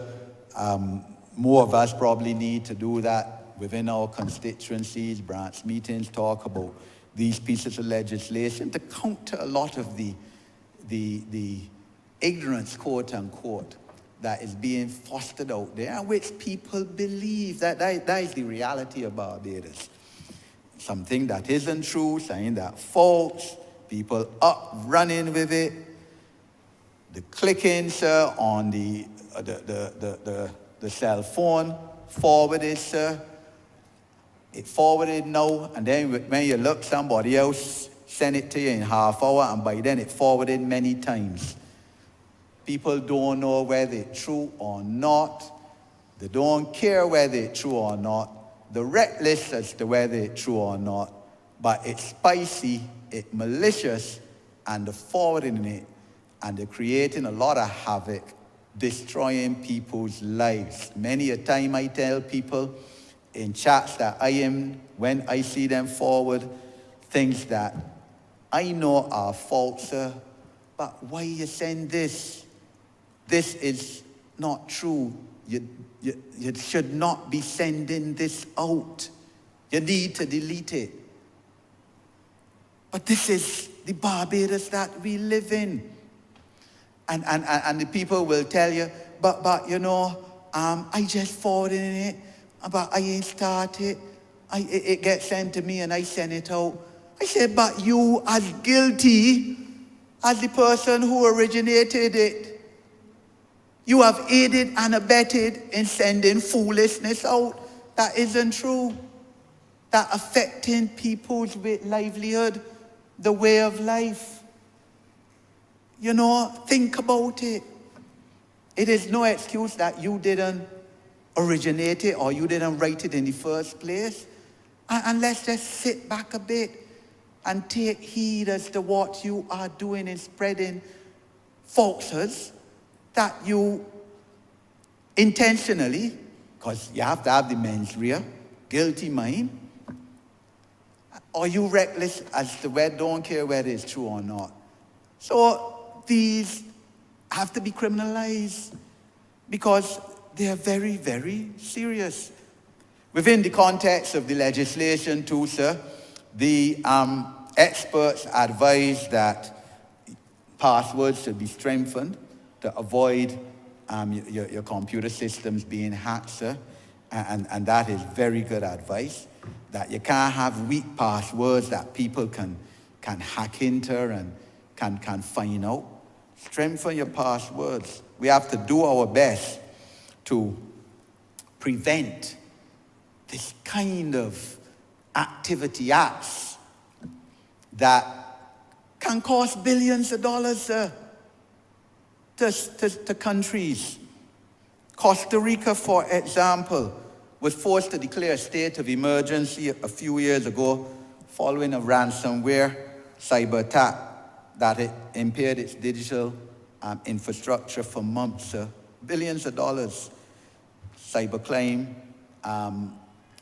costs states globally on an annual basis. It isn't fair. We here fighting to protect the social fabric of our country.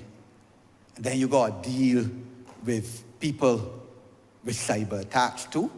So this legislation correctly, sir, speaks towards penalizing, I think it's $100,000, 10 years as well. Interfering with computer systems which affect government services, telecommunications, emergency services, electricity generators, law enforcement or intelligence, national security, national economic security, sir, has to be a heavy fine. So don't tell me, sir, that somebody who because they know about computers well can go and hack into Queen Elizabeth Hospital, let's say, sir, feel proud of it, and got Queen Elizabeth Hospital scrambling for months, medical records out, all kind of thing out. That is affecting fundamentally the national security of the country, sir. And critics of this bill can tell me that that should not be criminalized by $100,000 and 10 years in jail, sir. So this is it, sir. There's no offense of strict liability. That is the other thing. People getting on now like if, there's strict liability. In other words, no mens rea has to be proved, no guilty mind, sir. State has to prove beyond reasonable doubt. That is the standard. Civil procedure, as we know, sir, is just balance of reasonable probabilities. Criminal law, which this is, higher standard of proof. No strict liability. Child pornography, in fact, there's a defense that if the child pornography was being used for bona fide research purposes, medical or law enforcement purposes, it will be a defense. There's also a defense in terms of Section 19.3, where defamation, sir, the defense is to defamation. Obviously, truth, if it is true, if it is comment, which used to be fair comment, sir, and of course, absolute and qualified privilege are defenses, sir. So this act protects everyone and is reasonable and has balanced the interests as best as can be, sir. I would say, as I wrap up, sir, that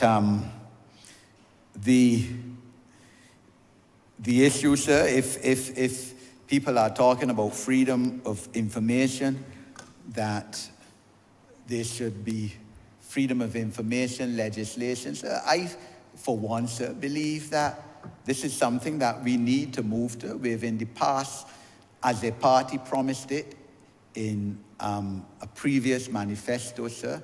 Don't believe it was in our last, but we had previously promised it, sir. And I believe nothing is wrong with that, sir. In the interest of transparency and accountability, we have nothing to hide, sir. Obviously, issues such as national security will be immune, though, from disclosure in a freedom of information legislation. But in other ways, we should feel confident, sir, this party that has passed prevention of corruption legislation, sir, and integrity legislation. Don't mind, of course, we're still putting the systems in place to have the integrity legislation proclaimed, so we should be moving towards as well freedom of information legislation, sir. But in terms of what this bill provides, sir, and which I have every expectation, of course, will become the law of the land, sir. It is reasonable, and I defend, sir, the probity and the efficacy of this bill, sir. And like all the previous honourable members, sir, say categorically that no freedom of expression within the context of the law, as it does not affect the rights and reputations and privacy of individuals, is being infringed here. We accept that there's no perfect piece of legislation, sir. There's never been. So therefore, those who nitpick and say, well, we don't have an I here cross, a T here cross, or a full stop here, or comma, sir. You know, we don't have time for that, quite honestly. Because there's no perfection in law, and that is why you pass law and you amend it or you abolish it. That is why we abolish it now. The Computer Misuse Act of 19 years vintage. And that's why, sir, there's a mutual assistance provision in this, strengthened under this, because you need assistance. We can't do it alone. So therefore, countries, other countries, and you join in with the Council of Europe, and you get technical assistance from other countries, and that's why there's also the provision in this bill, repeated from the Computer Misuse Act, that an act or omission committed by a Bajan outside of Barbados, outside the territory of Barbados, also comes within the ambit of this legislation, sir. So in other words, if you up in America, sir, once, of course, it is also a crime in the country in which the act originated. So you up in America or England, and you play that you sending down intimidatory material, obscene material to which affecting Barbadians here, that comes within the ambit of this legislation, and correctly so, sir. So, sir, I thank you, sir, for your indulgence of me, and I support this bill wholeheartedly. I'm obliged.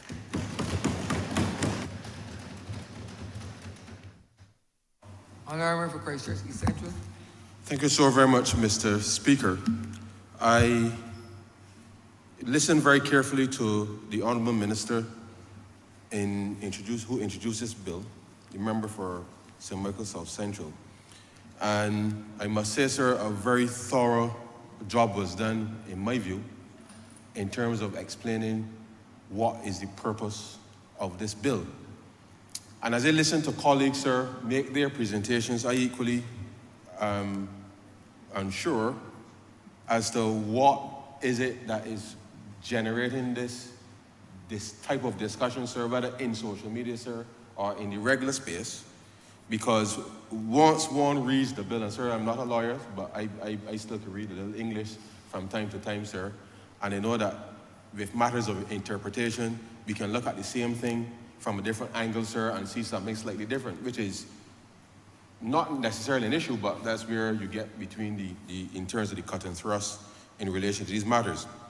But I am confident, sir, that my colleagues having covered things from the social media side, I think, in a very comprehensive way, sir, I want to come back to some real bread and butter issues, sir, which I think is important to understand in relation to this bill. Sir, in September or October, sir, of last year, late September, early October, I received a call from one of my constituents, sir, in a frenzy, as you might imagine. Because in his business, sir, he had hired someone to look after the accounts within his business. And within short order, sir, that person had used the access that they had, sir, to go online, sir, and to withdraw without, sir, authority, monies from that business, leaving that business, sir, teetering, so to speak, sir, because having made commitments to clients, sir, that you needed to fulfill, as you would appreciate, sir, suddenly, sir, faced with all your working capital, sir, gone because someone decided, sir, to use the access that they had in a way, sir, that was not intended. And, sir, if this act was, and mind you, sir, notwithstanding the fact that there's the Computer Misuse Act already in place to cover that, this act, sir, would certainly bring greater teeth, if you like, sir, to that kind of activity. Because, sir, the reason that he called me isn't because I'm a cybersecurity expert or anything of that nature, sir. He called me because, sir, in order for him to be able to continue to supply the goods and services that the clients had put down the monies for, on the one hand, and two, sir, to make sure that the rest of the workers, sir, can be paid, sir, because there's nothing like when you put in a full day's work, sir, and then when you turn up at payday, and then the money there, sir, nobody want here, sir, that the money gone, sir. But he called me because obviously there were some refunds that were owed from the Revenue Authority as the police were investigating and doing this, all the things, sir, to make sure that they can see where the monies had gone. And by that time, sir, a shopping spree had already ensued in relation to the money, because all the data there is there, sir, for all to see.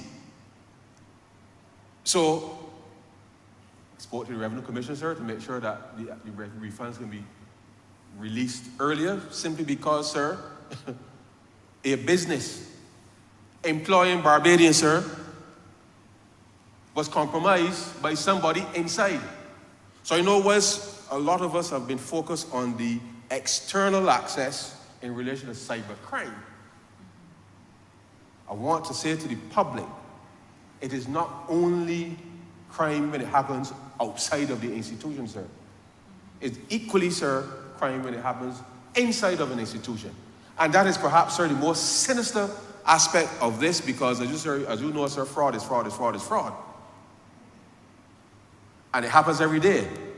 And the government of Barbados has put a very clear agenda on the table, sir, that we want to digitize all of our systems. We've encouraged the private sector, sir, to invest in digitizing. We've put the mandate to the financial institutions, sir, to modernize their payment system, sir. And we all spend a lot of money, sir, trying to protect from threats external to the organization. But we must bear in mind, sir, that inside our organizations, equally, sir, equally poses a threat to all of us. And therefore, has to be a lesson for all Barbadians. Because if you, sir, was a client of that business, you ain't gonna believe, sir, that somebody inside the organization just take up your money and gone for a shopping spree in Miami, sir. All the evidence is there. Because you hired me, sir, to deliver a job for you. You ain't interested in none of that, sir. You want to know when your good or your service will be delivered to you. Equally, sir, if you are my employee, I can't come to you and say, well, so-and-so carry the money, so hold on. I can try and save it. Even though you may understand, sir, even though you may understand, you can't go and tell, sir, the Water Authority or the Light and Power, sir, or whoever, that you're going to pay them later because somebody carried the money from your business, sir. These are serious issues that this government is confronting. I'm trying to put the systems in place, sir, that when these things occur, that we have not just the legislation, but the systems in place to be able to follow up and to bring recovery. And this is fundamentally important, sir, because I note, sir, with interest, I saw that, and I know the Honourable Member for St. Michael's South Central would be on top of these things. I note with interest that there's to be some type of webinar or something tomorrow evening, sir, in relation to some town hall in relation to this bill, sir, this bill. And I ask myself, sir, when you understand that this is such an important element in relation to the transformation of Barbados, sir, as we set about the recovery and the economic, and the work program, sir, and emphasize that this type of infrastructure and the protection of not just government assets, but private sector assets, sir, as part of the growth strategy, sir, this government under the Honourable Minister of Education in relation to rolling out the cybersecurity jobs and the like, sir, this is a critical pillar, sir, for an area of growth for all kinds of people, young people, middle-aged people, sir, to be able to get into. Those are the kinds of opportunities that this government is doing. But I note, sir, that when I saw a list of a shadow cabinet, sir, a shadow cabinet, I saw no reference, sir, to anything to do with innovation, science, technology, or anything, sir. But I see people posing on a picture saying that they're a shadow cabinet. I don't know which cabinet, sir, which shadow it is that they're chasing.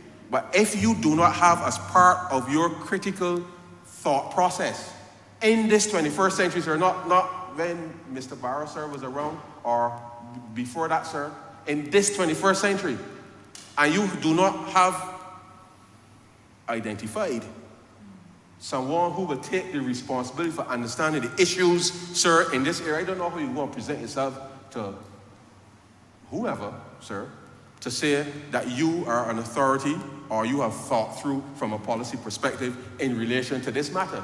But that is subject for another matter, because as you know, sir, people trying to figure out who get left out and why they get left out, and all of that, I leave that to them. But I am saying to the public of Barbados, this is what is more important.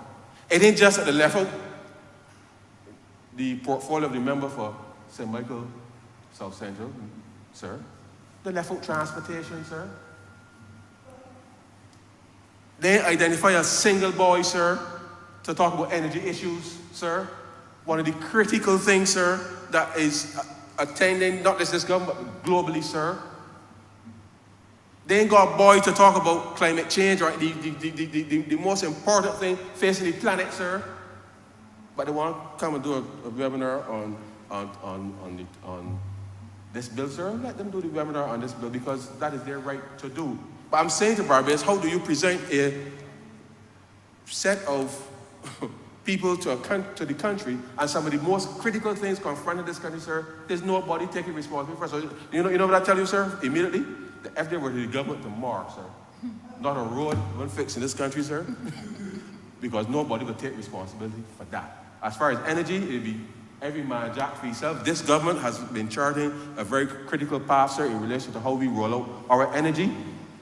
The Prime Minister created MIST, sir, specifically, sir, to ensure that we oversee the modernization of this economy, sir.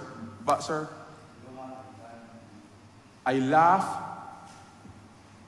because there was nobody identified for finance.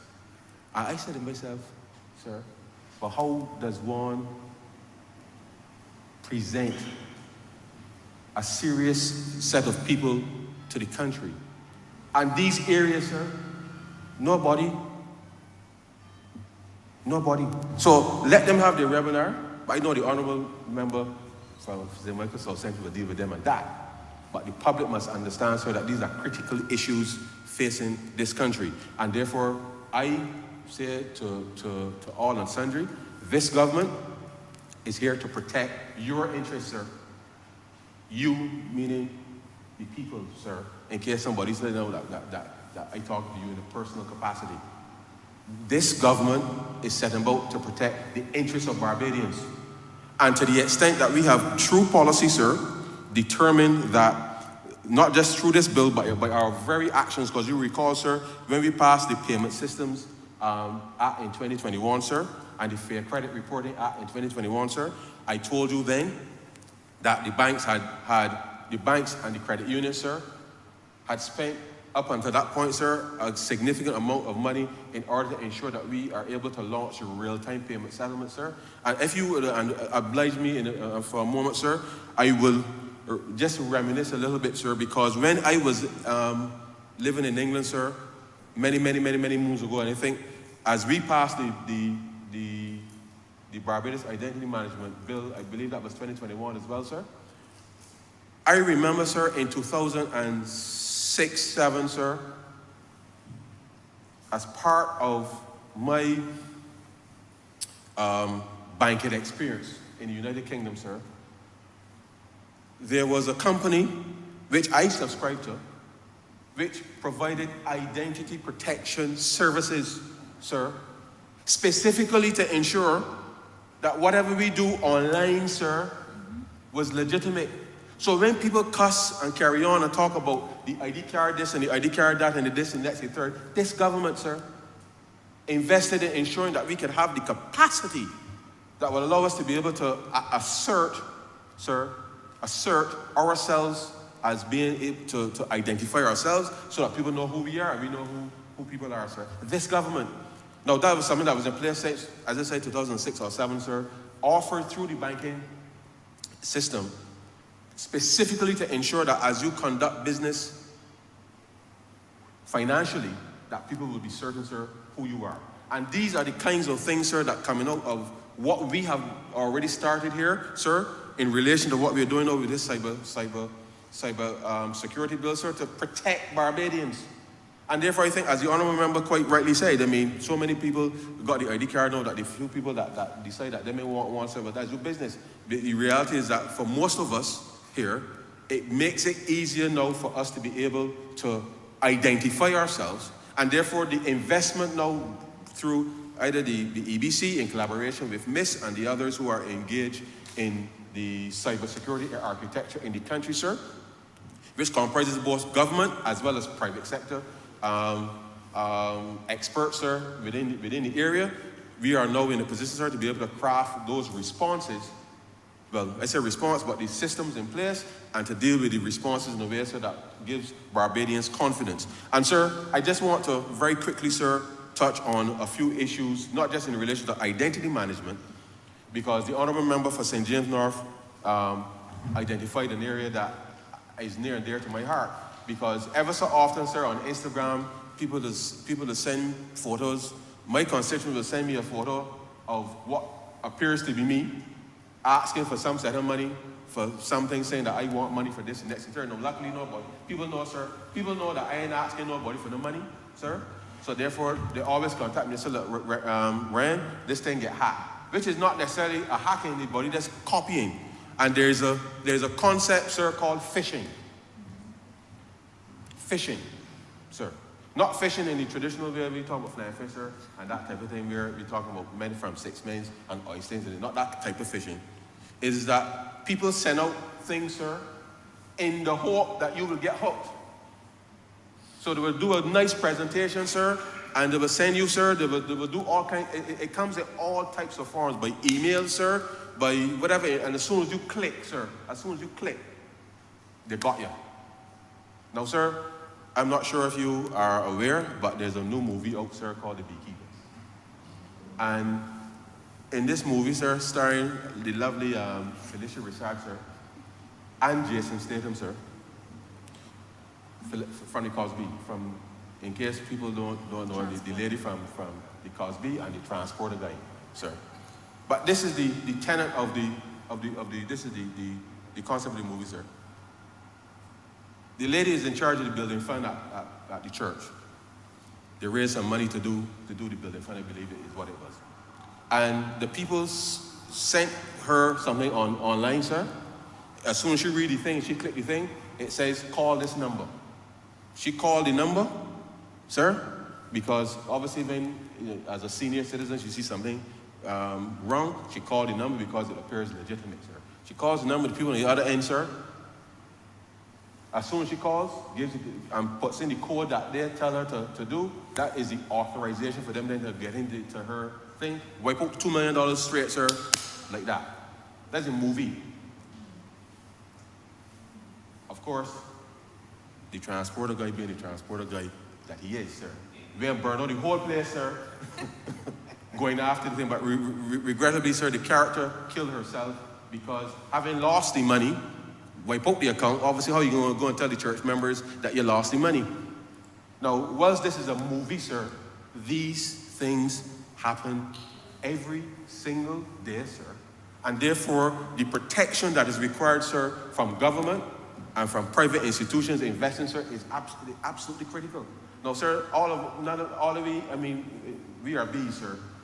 And therefore, to the extent that we are beekeepers is one thing, but none of us ain't got the type of beekeeper like that, sir, that can go after a handle business for you like that. And therefore, the law which we are here to put in place to benefit our people, sir, is critical. So this fishing thing, sir, is a very important matter. And therefore, one of the things that I would love to see, and the honourable member for St. Michael South Central, I believe, will oblige, is that as we roll out, not just the awareness and all of that for this bill, I think that's important, but every public servant, sir, and pretty much every employee, no matter where you are in Barbados, there must be some system that as soon as you get work, periodically when you log in, when you put in your password, you should be able to get a few screenshots of something just to refresh you as to the threats that are out there happening. No. In the same way that we do, sir, in the financial system with money laundering, awareness, and that type of thing to make sure, because on the one hand, sir, people get training. But if you don't have an ongoing program, sir, to keep people abreast, so that before you are able to log into your system, should be just last 2 or 3 minutes, sir. 2 or 3 minutes periodically to ensure that you are staying on top of that, because it is that consistent awareness and engagement, sir, that allows us to minimize the potential for people to make those types of mistakes. And the truth is, sir, you know how it goes. You're a winner. You see the email, sir, you're a winner. You click the email and then you see a nice banner saying, oh, $100,000, $100 million is available if you do this, sir. And you're so excited because you display the lottery. It looked like the lottery. It looked like it is one of the, whether it is the Caribbean Super Lotto, the Mega Disc, whatever it is, it looks legitimate. But people fishing, sir, they're fishing. And it is this fishing compounded with the type of intelligence that people are putting out in social media anywhere about themselves. Because one of the things that people can do very easily in terms of scraping data from the internet, because most people make their lives pretty open. I mean, they put everything out there on social media, so they never really need privacy anyhow. For some people, to put everything there. So that makes it easier for people to profile, sir, who you are, and therefore would know about, okay, if I send him this, he's likely to do these things.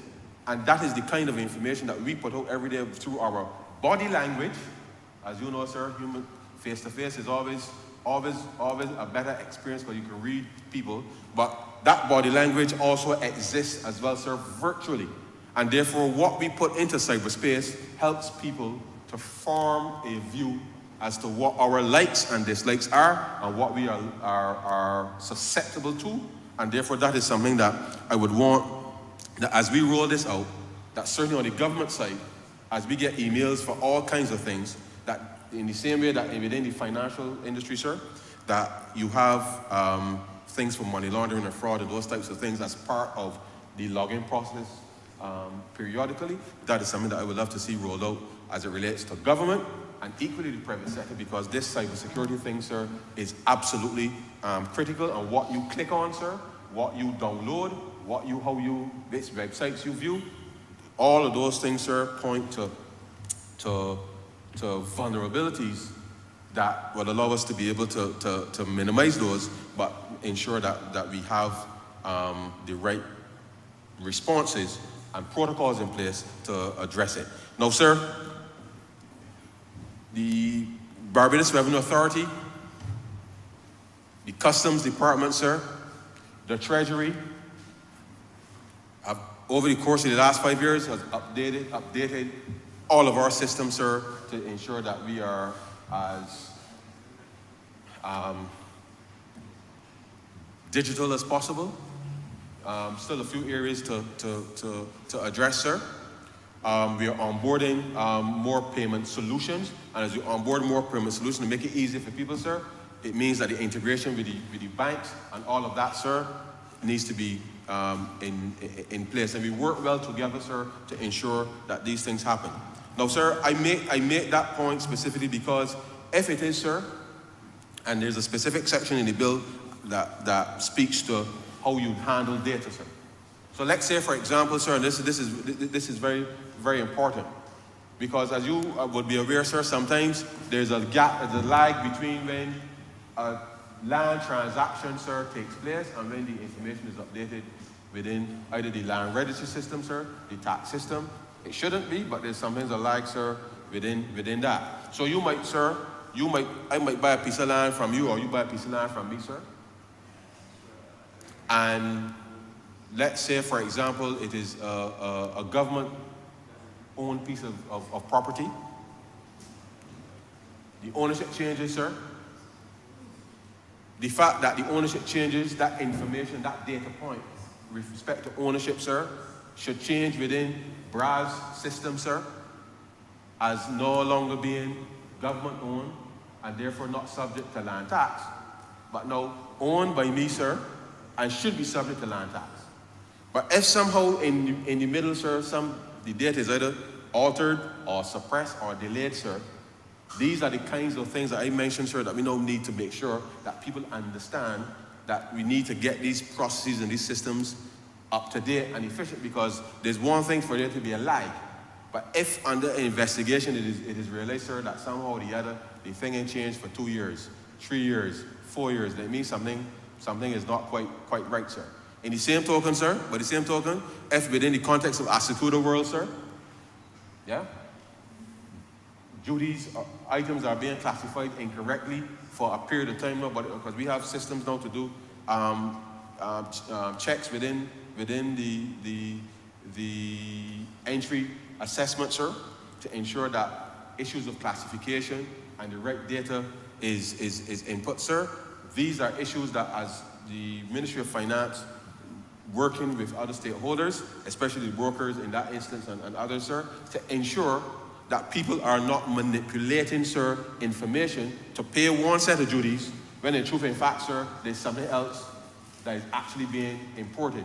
And therefore, these are issues, sir, that as we roll this out, as it relates to how we introduce the Trusted Trader program and all of these types of things, sir, the trust has to be placed in someone that says, I am importing this is the information that relates to this, it is put into the system, and therefore the right kind of revenue is collected. But equally, sir, we want to make sure that everybody is aware that the intent here, sir, is not to lick and lock up, as we say, sir, because you might click the wrong thing from time to time. It is not, that is not the issue.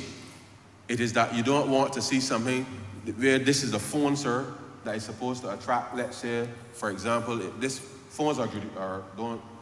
phones and electronic stuff don't normally attract VAT. But let's say that it should have. Let's say that it should have, by the way of the classification.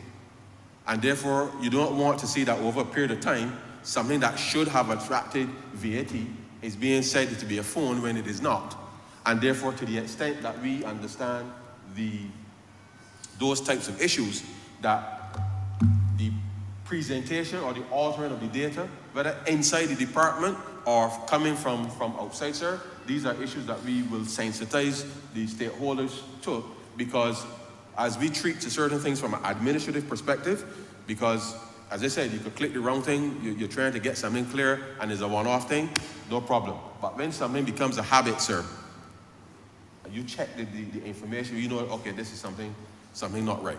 And therefore, it is on that basis then that we would be able to say to someone, well, you are either suppressing information on the one hand, altering information on another, sir, such that it becomes a crime if over a specific period of time you recognize that there are instances where this thing is over a prolonged period, and those are things that we do routinely as a matter of course, but now it means now that people will be incentivized, so to speak, sir, to ensure that the information that you enter related to something, sir, is accurate. As it relates to banking, sir, I recall a few years ago, late 2018, early 2019, sir, I received a call from my bank that asked me, because I'm normally in the habit, sir, of when I'm traveling to say to the bank, I'm going so and so, going so and so, going so and so, because I don't want the issues with the transactions. The bank calls me, sir, and says, this is 2018 or early 2019. Mr. Straughn, you in New York? I said, no, I'm here in Barbados. He said, well, we see activity at Gap, Forever 21, and a whole set of things in Times Square, sir. I said, well, obviously that's not me, because clearly one of the things that the financial institutions will be aware of is your spending patterns. Now, I don't know if you know, sir, but Forever 21 is a store for ladies. Don't spend money at all. Sorry? You don't spend money at all. No, sir. Do we need to seek counsel, sir? But that's factual. Well, as I understand it, sir, the truth is absolutely fake. So, but seriously, sir, the bank called me because they detected activity that was out of the norm, sir, for my spending patterns. So you're correct, sir. I don't spend a lot of money because I don't got a lot of it to spend, but so you're correct in that respect. So the point I'm making is that your profile, sir, or let me say your relationship with your financial institution is an important one, sir.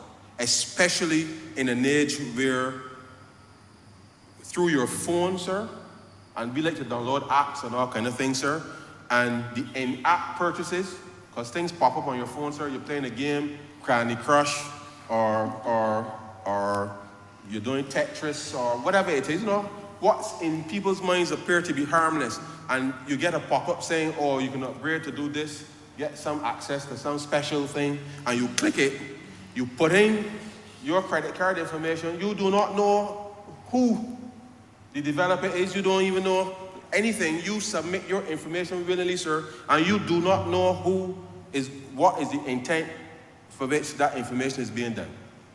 Now, sir, for years I've been trying to figure out what JavaScript is, sir, and cookies.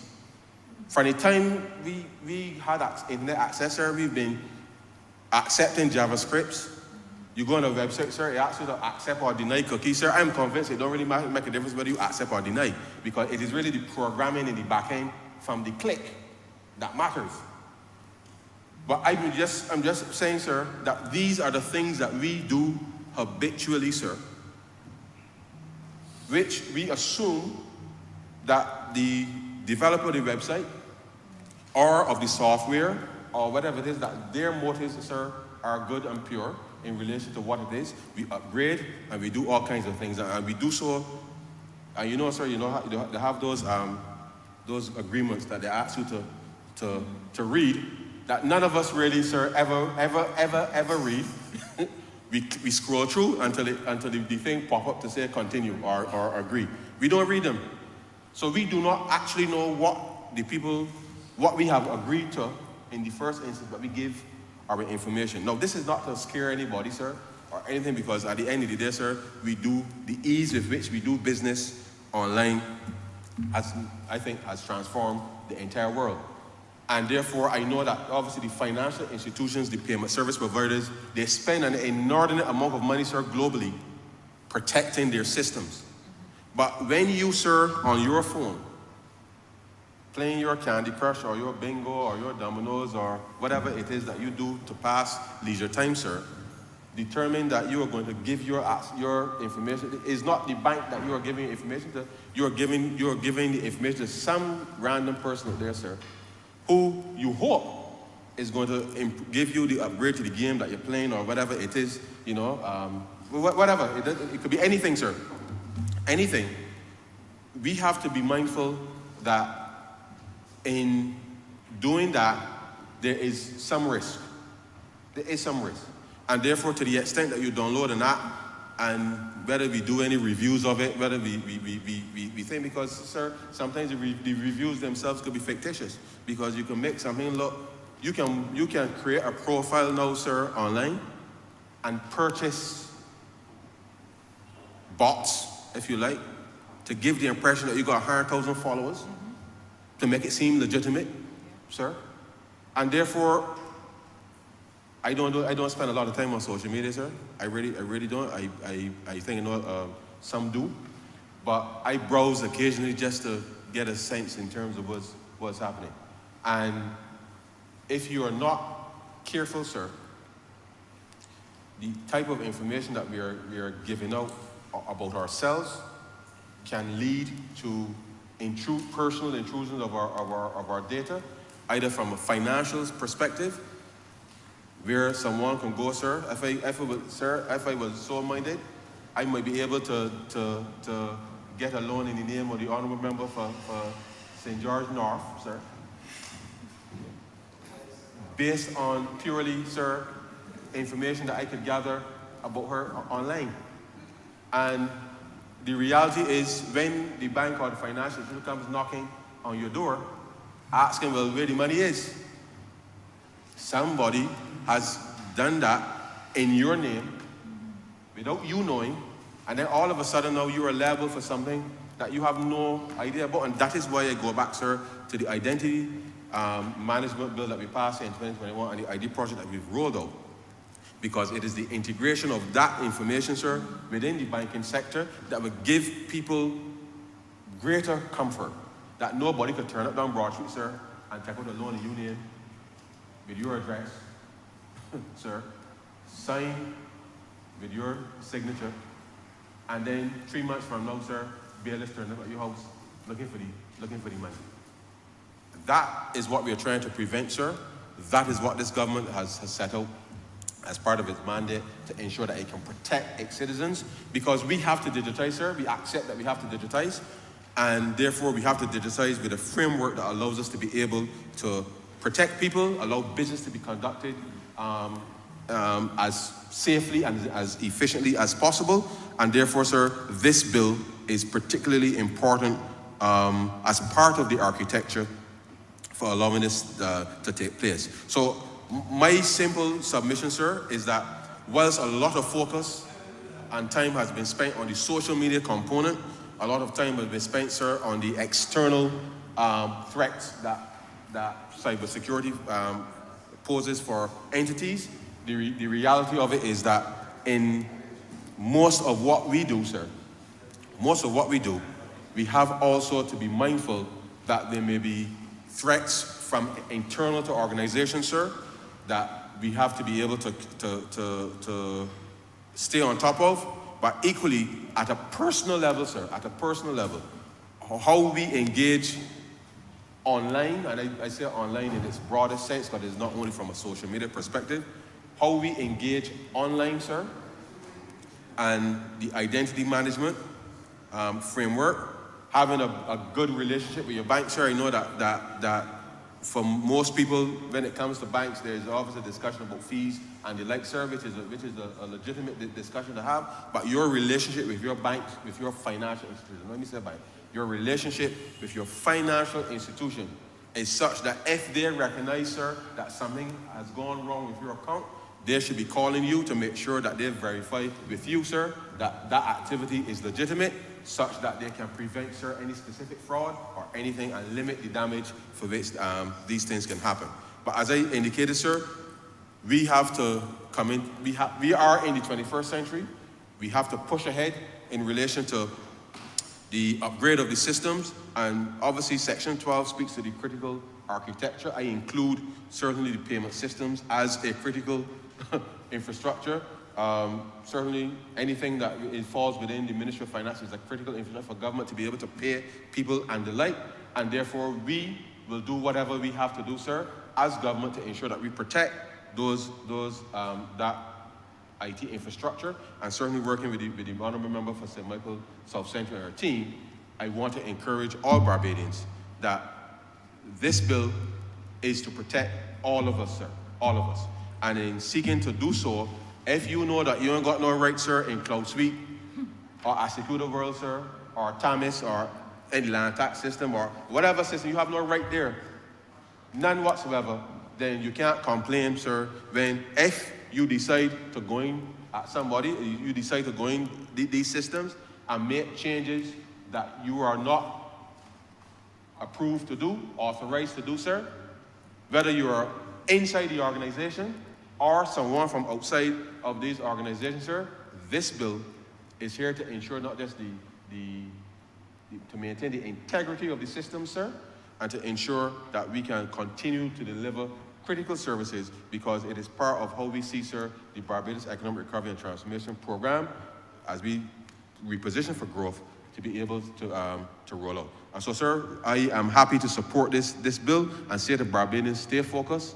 Let us ensure that we get these things done quickly, because the sooner that we can have these protections in place, it means that we can truly open up and to make it as easy as possible for citizens to interact with government and vice versa, such that the economy, sir, can be on a sustainable growth path. And with those words, sir, I'm goodbye to you.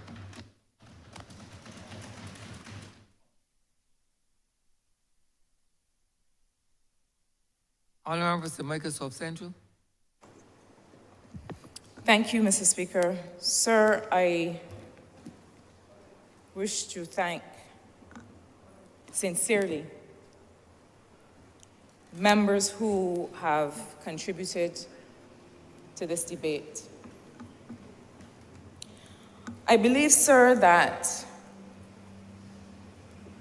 even where, as legislators, we are surprised by the level of public discourse, the level of discussion, the amount of concern or consternation a bill generates, even in circumstances where we are surprised, even in circumstances where we feel that there has been much background, there has been legislation that has preceded this bill and has stood for almost 20 years.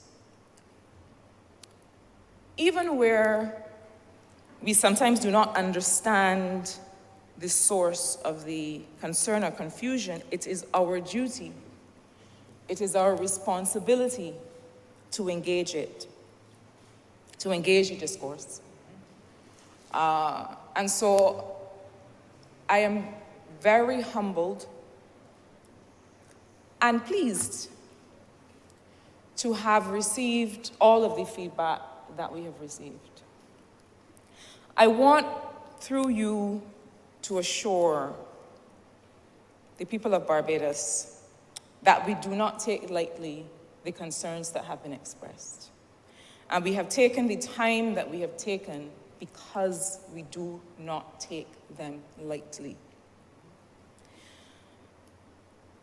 There are people who, when they hear of notions, they may not have read the legislation, but their ears are to the ground and they hear notions and they are truly concerned. It is true that in some cases those notions are generated by people who have read the legislation, who do know better, who do know that it does not in fact do what they are purporting or does not threaten what they are purporting. Those people may generate concern and confusion for their own purposes, but that becomes contagious. And there are sincere, well-meaning Barbadians who have expressed some confusion, who have expressed some concern, and who have reached out to say, Minister, I hope that what I'm hearing is not true. And so it has been my responsibility and the responsibility of my colleagues who spoke before me and whom I thank, to not only engage in this debate here in this place, but to continue. That is our lot as policymakers, as legislators, as those who serve. That is our lot. To continue to put people at ease to the extent that we can. And so I hope to be able to continue this conversation, but to stand firm on the fact that this legislation does not threaten people's freedom of speech. And this fact can be defended. It is clear in the text, it is clear in the proposed law, and we will continue to stand by that. Sir, I begin this wrap-up where the Honourable Attorney General, the Honourable Member for St. Joseph, began. And he began in a place that I think is very important, which is the Constitution of Barbados. And I make reference to the same paragraph, the same section 20 that the Honourable Member for St. James North made reference to. And I do so because I think it is very important. I think it is very important to clarify that at the very core of justice, at the very core of our understanding of justice as a society, is the balance of freedom and harm. The freedom of the individual to act in a particular way versus the harm caused to another individual or group by those actions, and it is enshrined in our Constitution. Except with his own consent, no person shall be hindered in the enjoyment of his freedom of expression, and that includes the freedom to hold opinions without interference, freedom to receive ideas and information without interference, freedom to communicate ideas and information without interference. But at 2, the Constitution is very clear that nothing contained in or done under the authority of any law shall be held to be inconsistent with or in contravention of this section to the extent that the law in question makes provision at B that is reasonably required for the purpose of protecting the reputations, rights, and freedoms of other persons or the private lives of persons concerned in legal proceedings and so on. Sir, the balance of freedom and harm. That is what brings us here today. That is what brings us here on every occasion that we come to this honorable place, sir, to understand and to respond to the public purpose of a piece of legislation, the public mischief that we're trying to avoid, and overall the harm from which we are trying to protect citizens. That balance is at the core of justice, and I encourage us all to reflect on this. I asked in my recent interactions, I asked this question: what are the kinds of things that we want to be able to say that we consider that this bill will not allow us to say? What are the kinds of things that you want to be able to say that you believe that this bill is stopping you from saying? And that, I believe, is a process or triggers a process of internal reflection. Consider what it is you're about to say. Does it pass the test of truth?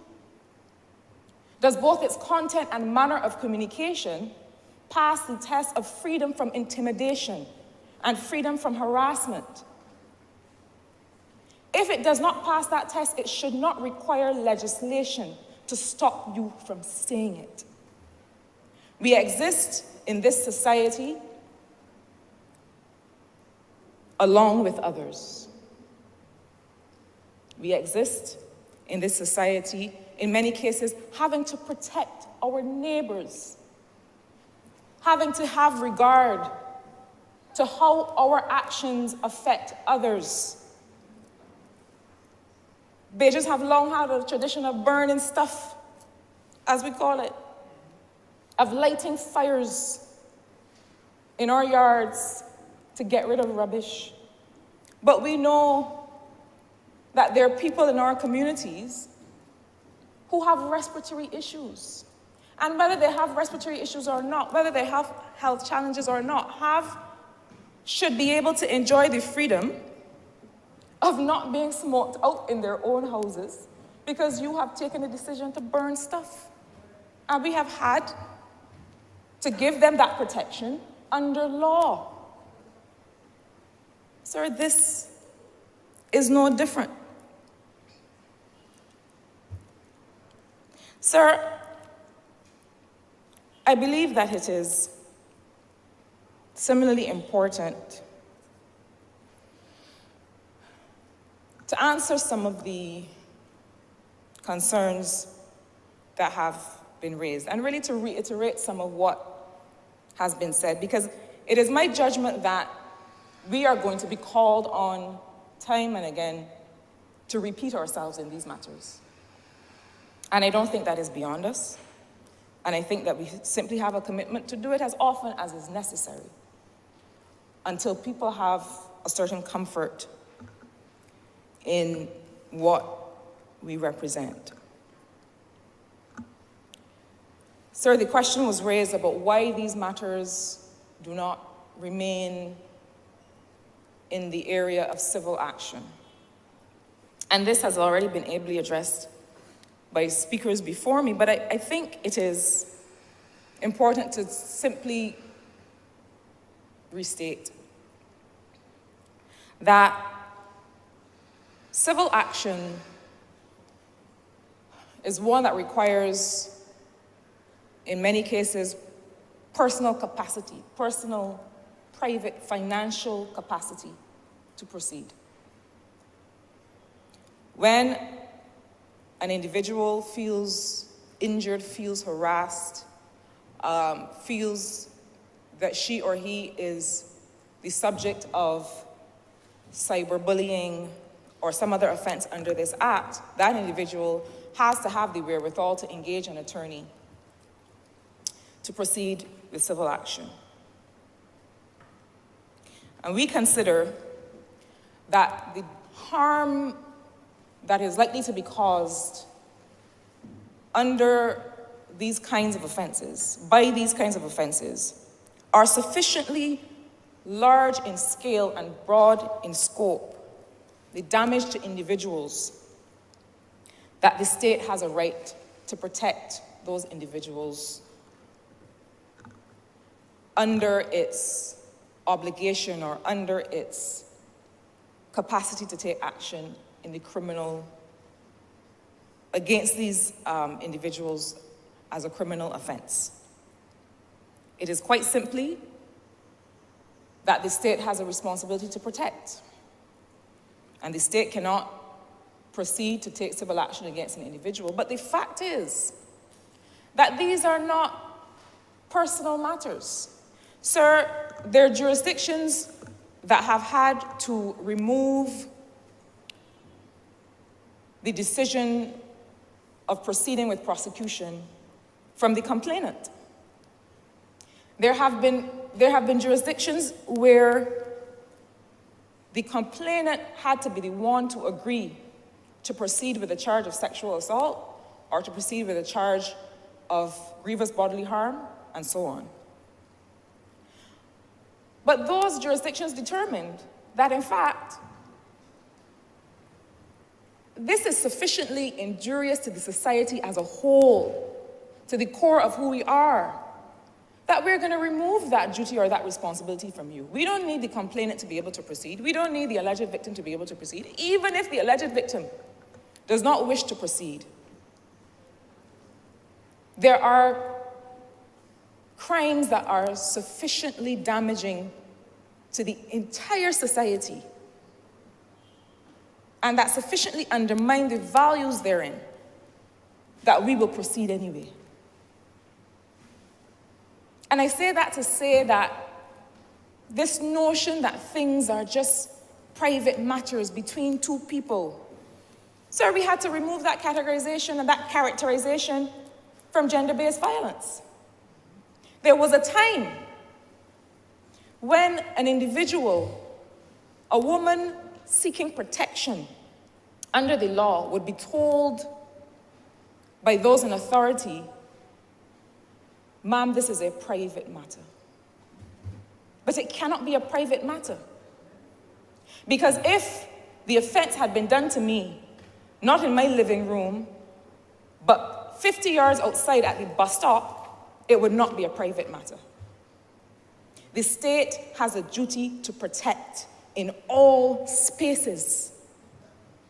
Wherever people live, do their work, have their expression, the state has a duty to protect. And the fact that in 2024, those spaces include online environments means that we have to get ourselves together and bring legislation that covers those environments. So I also have to speak very clearly to some of the concerns that have been raised about the process by which this bill was developed. I've noticed that there has been this claim that the Barbados Cybercrime Bill does not have reference to the second additional protocol of the Budapest Convention, and that people have raised this as something that we must be concerned about. So let me say the following. The second additional protocol to the Budapest Convention, that the treaty that governs what we have done here, the treaty with which we have aligned this legislation with the help of the very Council of Europe that is responsible for that treaty.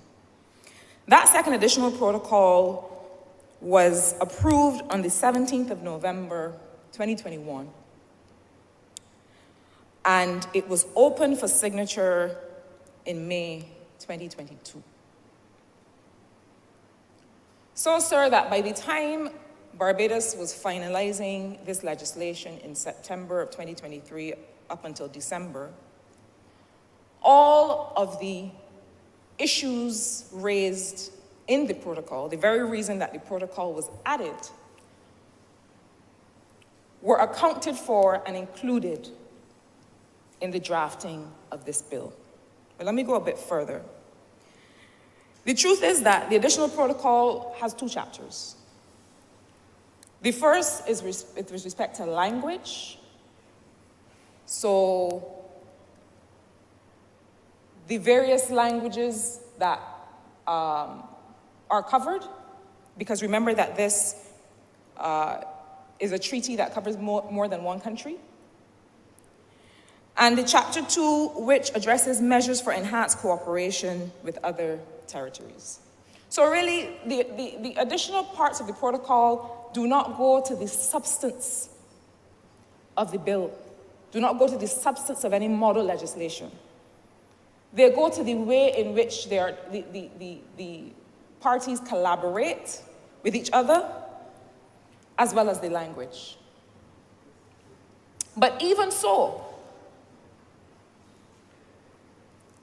it is not true to say, it is false to suggest, and sir, we're concerned today with matters of truth, objective verification, that the bill does not include the additional protocol. Because of the fact that since 2021, between 2021 and December 2023, we have continuously engaged the Council of Europe. That means that everything contemplated by the Council, all of the additions that they have made, are included in this legislation. But sir, I want to go a little bit further, because while we welcome and continue to welcome all of the engagement that we have had, we also feel that that engagement, all of the experts, all of the individuals who have a perspective, have to do so in good faith. I believe that if we engage, sir, when we go to the public of Barbados to tell them you must be concerned about that the government is doing A and B, do so in good faith, and do so, sir, with the full context. Give the country the full context. Sir, people may be interested to know that I would say one of the principal critics, but I will say the principal critic. And I don't use critic as a bad word. Criticism is good. Critical consideration of what the government does is good. But the principal critic of the legislation, and I believe people will know who I mean, wrote a paper whose publication date is January 13th, 2018. On behalf of or commissioned by the EU Commission. And that paper was meant to be a cybersecurity assessment of Barbados. January 2018, this report was written. And it says, this is written by the person who has been the most vocal about this legislation. And he writes, the Computer Misuse Act 2005 should be updated to include online exploitation of children, popular attack vectors and techniques, sexual violence online, cyber terrorism. Sir, you will note that all of these are covered under prohibited conduct in this legislation. I continue. Committing preparatory acts for cybercrime and other pertinent offenses. He continues, Barbados should seriously consider signing on to the Budapest Convention on Cybercrime. The benefits of this decision include harmonization of domestic substantive law elements with global standards and best practices. Global standards and best practices. This individual was this week saying that the Budapest Convention does not represent the best practice in cybercrime. Barbados should seriously consider signing on to the Budapest Convention on Cybercrime. The benefits of this decision, sir, include harmonization of domestic substantive law elements with global standards and best practices, enhancing criminal procedural law powers, and setting up a quick and effective regime for international cooperation. I did not write that. The gentleman wrote that in 2018. If we are going to go to the country and raise concerns, sir, do so with the full context. I thought it was important to make that clear. Because, sir, this government recognizes that we are a small island, large ocean state, but small island state, that will need, in everything that we do, to draw on all the resources that we have. And we have tremendous talent here. So it is no benefit to the government to fail to or refuse to engage any individual. But my only humble request is that we do so honestly, and that if each party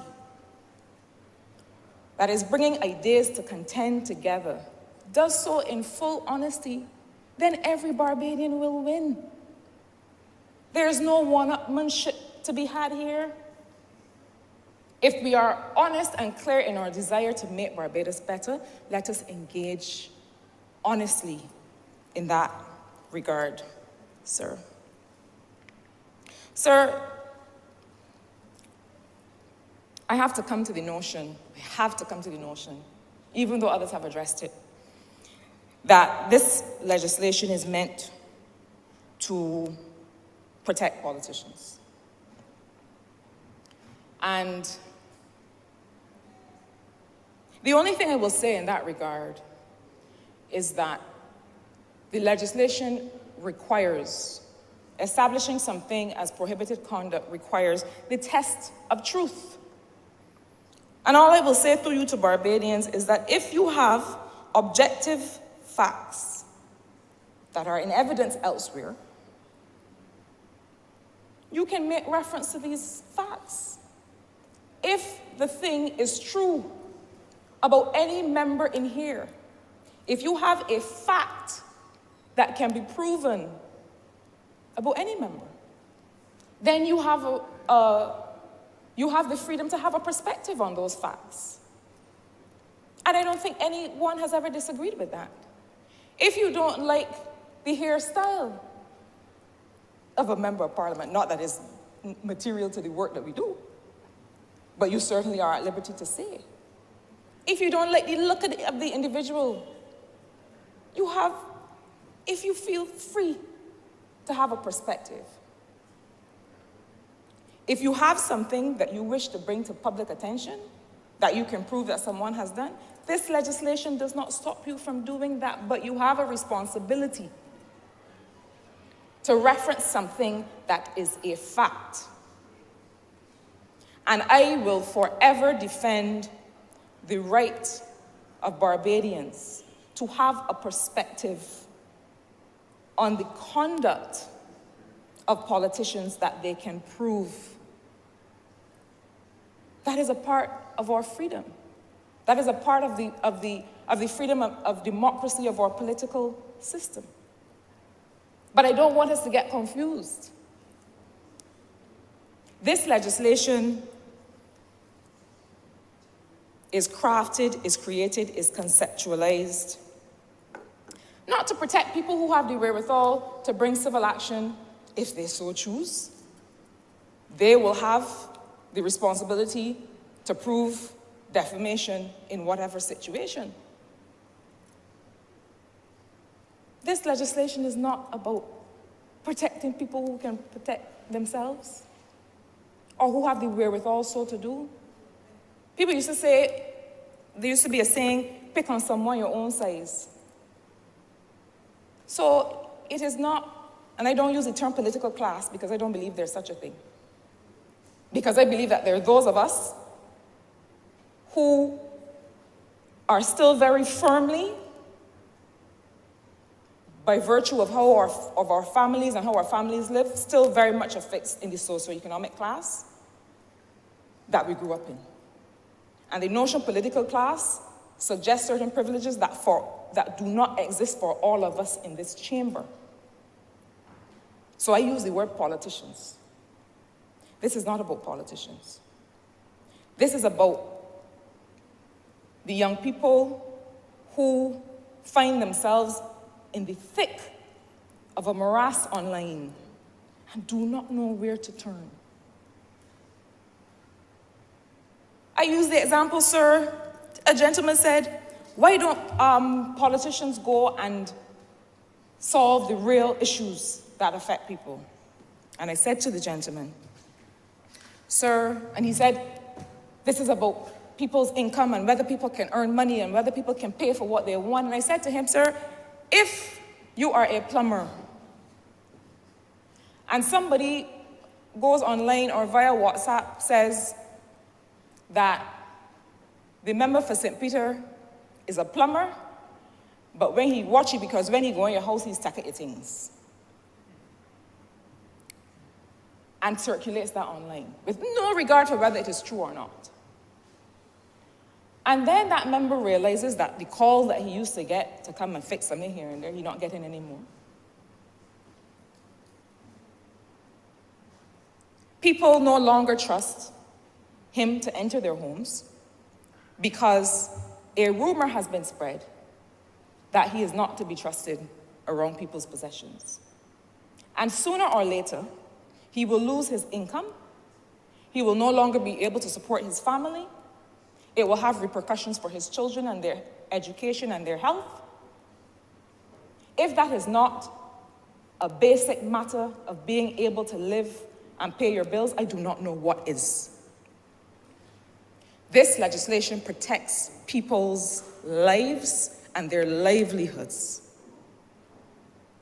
And I encourage us to expand our brains to understand, expand our minds to understand that anything, sir, that is defamatory, if you write it with a marker and put it on a telephone pole, anything that is slanderous, if you stand up in Spry Street and shout it, anything that is libelous or slanderous and therefore is defamatory anywhere else is defamatory under this act. Nothing more, nothing less. And all this does is seek to protect people wherever they live their lives and wherever they engage. Sir, in closing, all I will say is the following. We cannot, on the one hand, be concerned about the security of our data or data that is in the hands of the state, and on the other, suggest that this cybercrime legislation is not needed. Someone asked yesterday about the digital ID, and I think that there's also a misconception about where this data is stored. The data, name, identifying information, and so on, that is accessible with your ID is the Register of Electors at the EBC. That is how that data is kept. That one place by the Electoral and Boundaries Commission.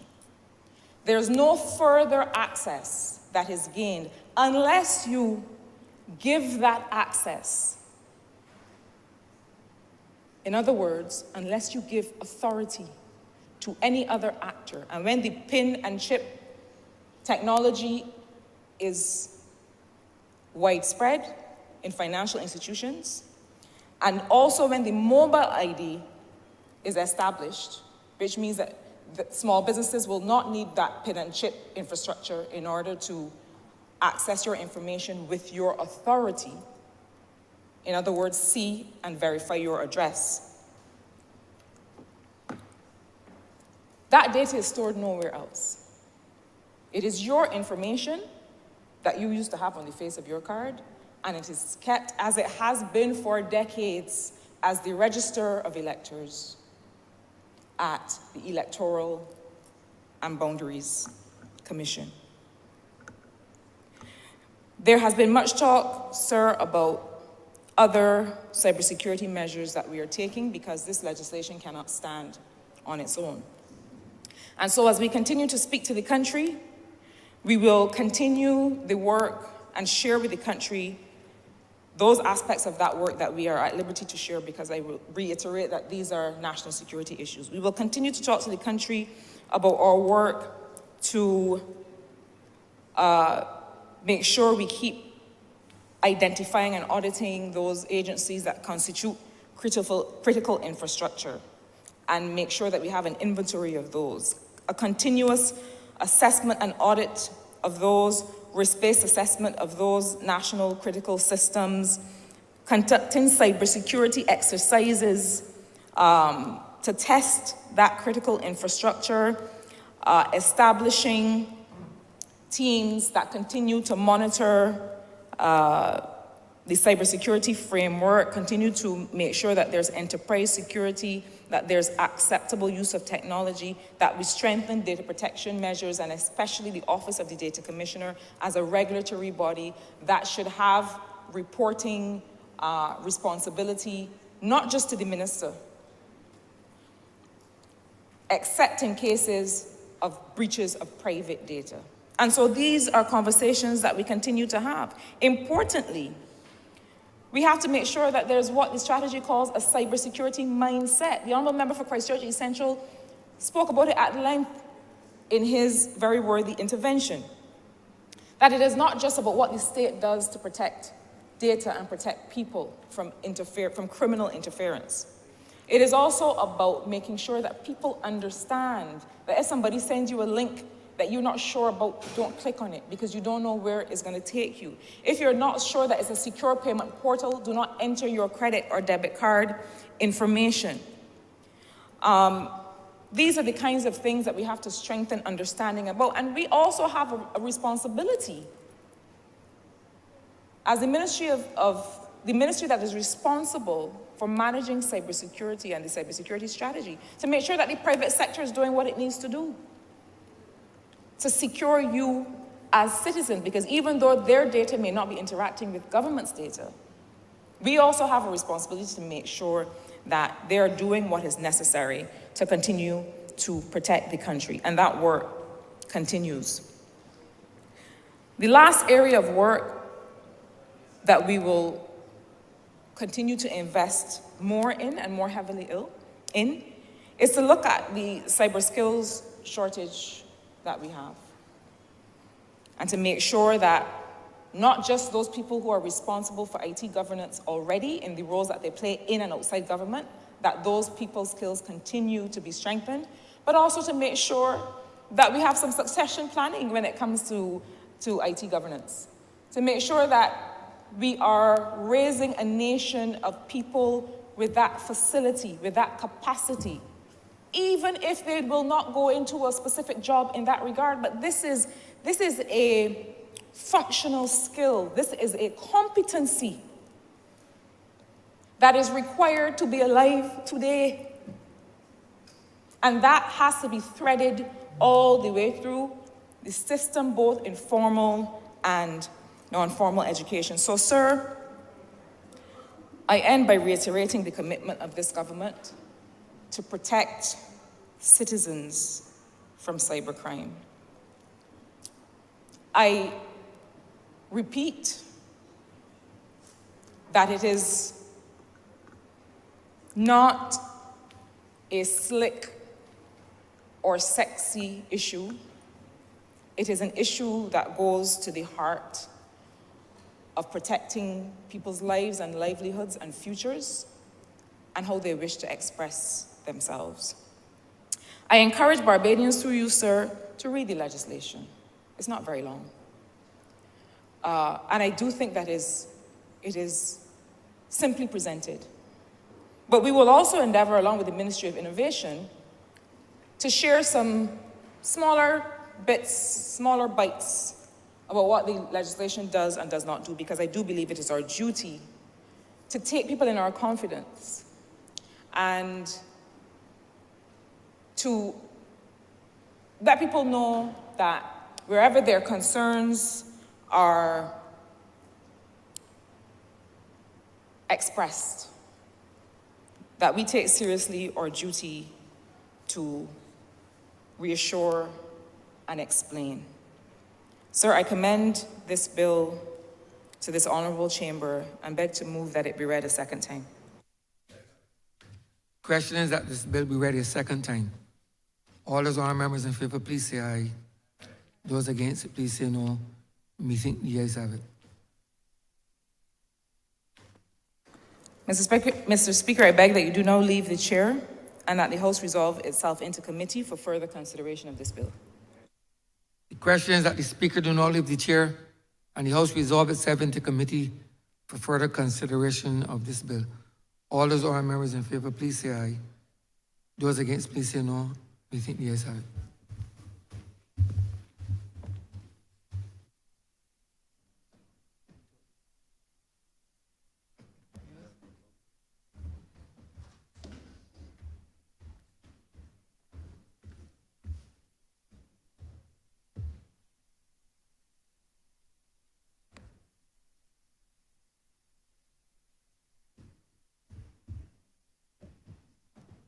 This Honourable House is now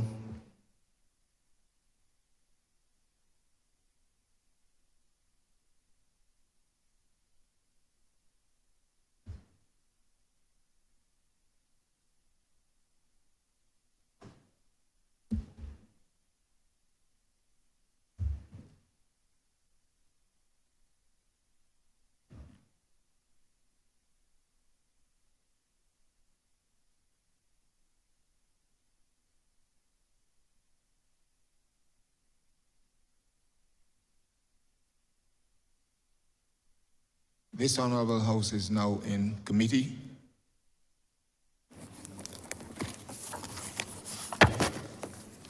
Mr. Chairman, request permission to call in parts, please. Part 1, clauses 1 to 3. Mr. Chairman, I beg to move the amendment of Clause 1. The bill was introduced as approval of the Cybercrime Bill 2023 and the as the Cybercrime Bill 2023. I beg to move an amendment to Cybercrime Bill 2024.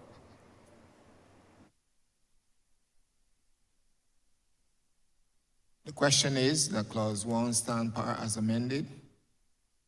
All honourable members in favour, say aye. All honourable members against, say no. I think the ayes have it.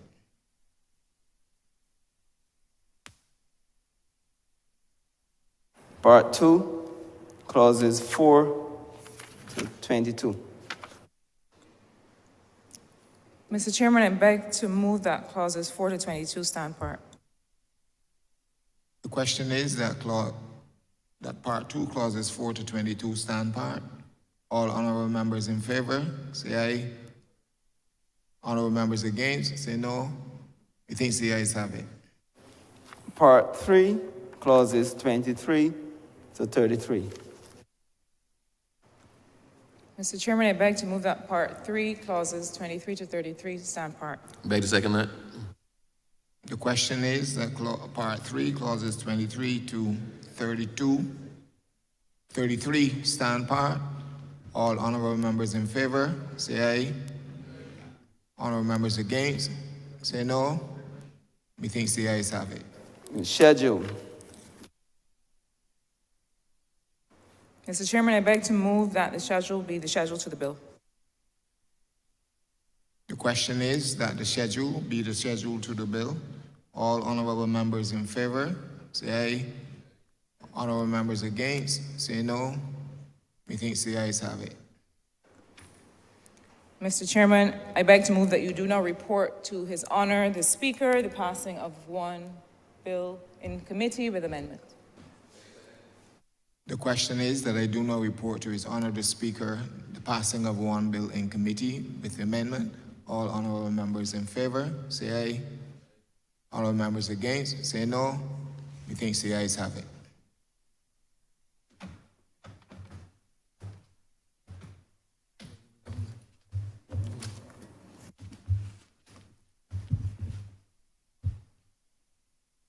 The chairman of committees is reporting the passing of one bill in committee with amendments.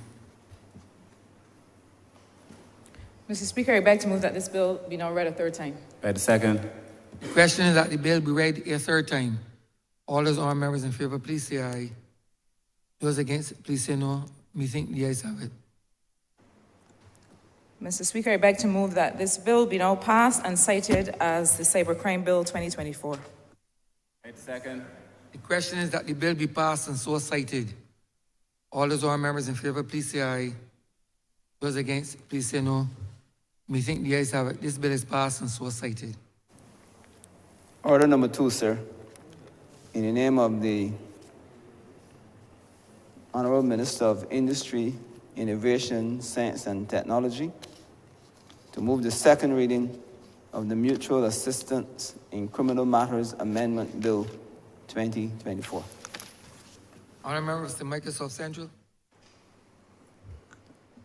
Mr. Speaker, I beg to move that this bill be read a second time.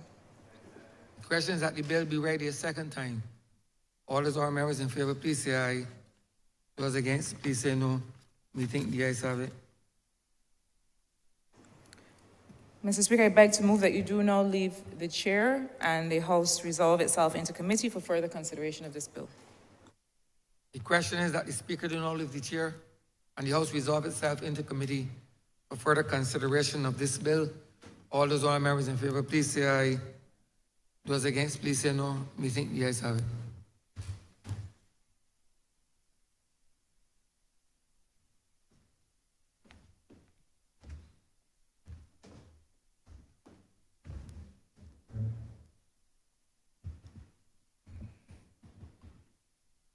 This House is now in committee.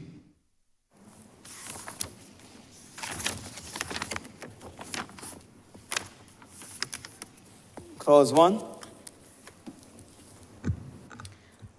Mr. Speaker, I beg to move an amendment to Clause 1 from the Mutual Assistance in Criminal Matters Bill 2023 to the Mutual Assistance in Criminal Matters Bill 2024.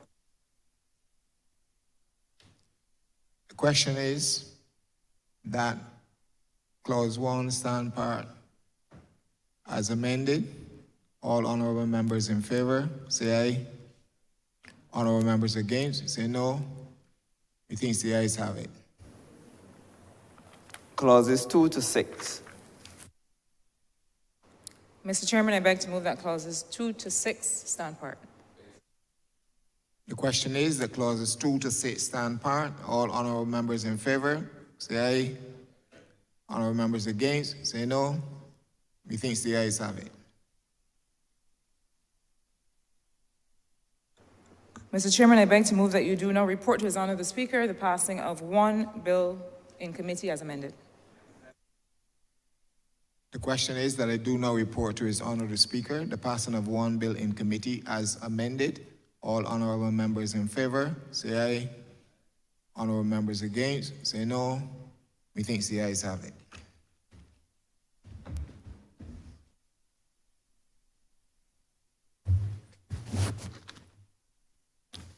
Chairman of committees is reporting the passing of one bill in committee with amendment. Mr. Speaker, I beg to move that this bill be now read a third time. Question is that the bill be read a third time. All those honourable members in favour, please say aye. Those against, please say no. We think the ayes have it. Mr. Speaker, I beg to move that this bill be now passed and cited as the Mutual Assistance in Criminal Matters Amendment Act 2024. The question is that this bill be passed and so cited. All those honourable members in favour, please say aye. Those against, please say no. We think the ayes have it. This bill is passed and so cited.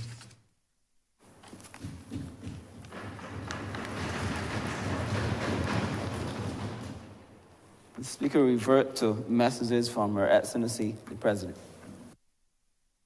I'm in receipt of a letter from the President dated 5th February 2024. There, Mr. Speaker, I shall be aware from the alien on duty leave during the period 6th to 8th of February 2024. In accordance with the provisions of Section 33 of the Constitution, the Very Reverend Dr. Jeffrey Douglas Gibson will perform the functions of the office of the President during my absence.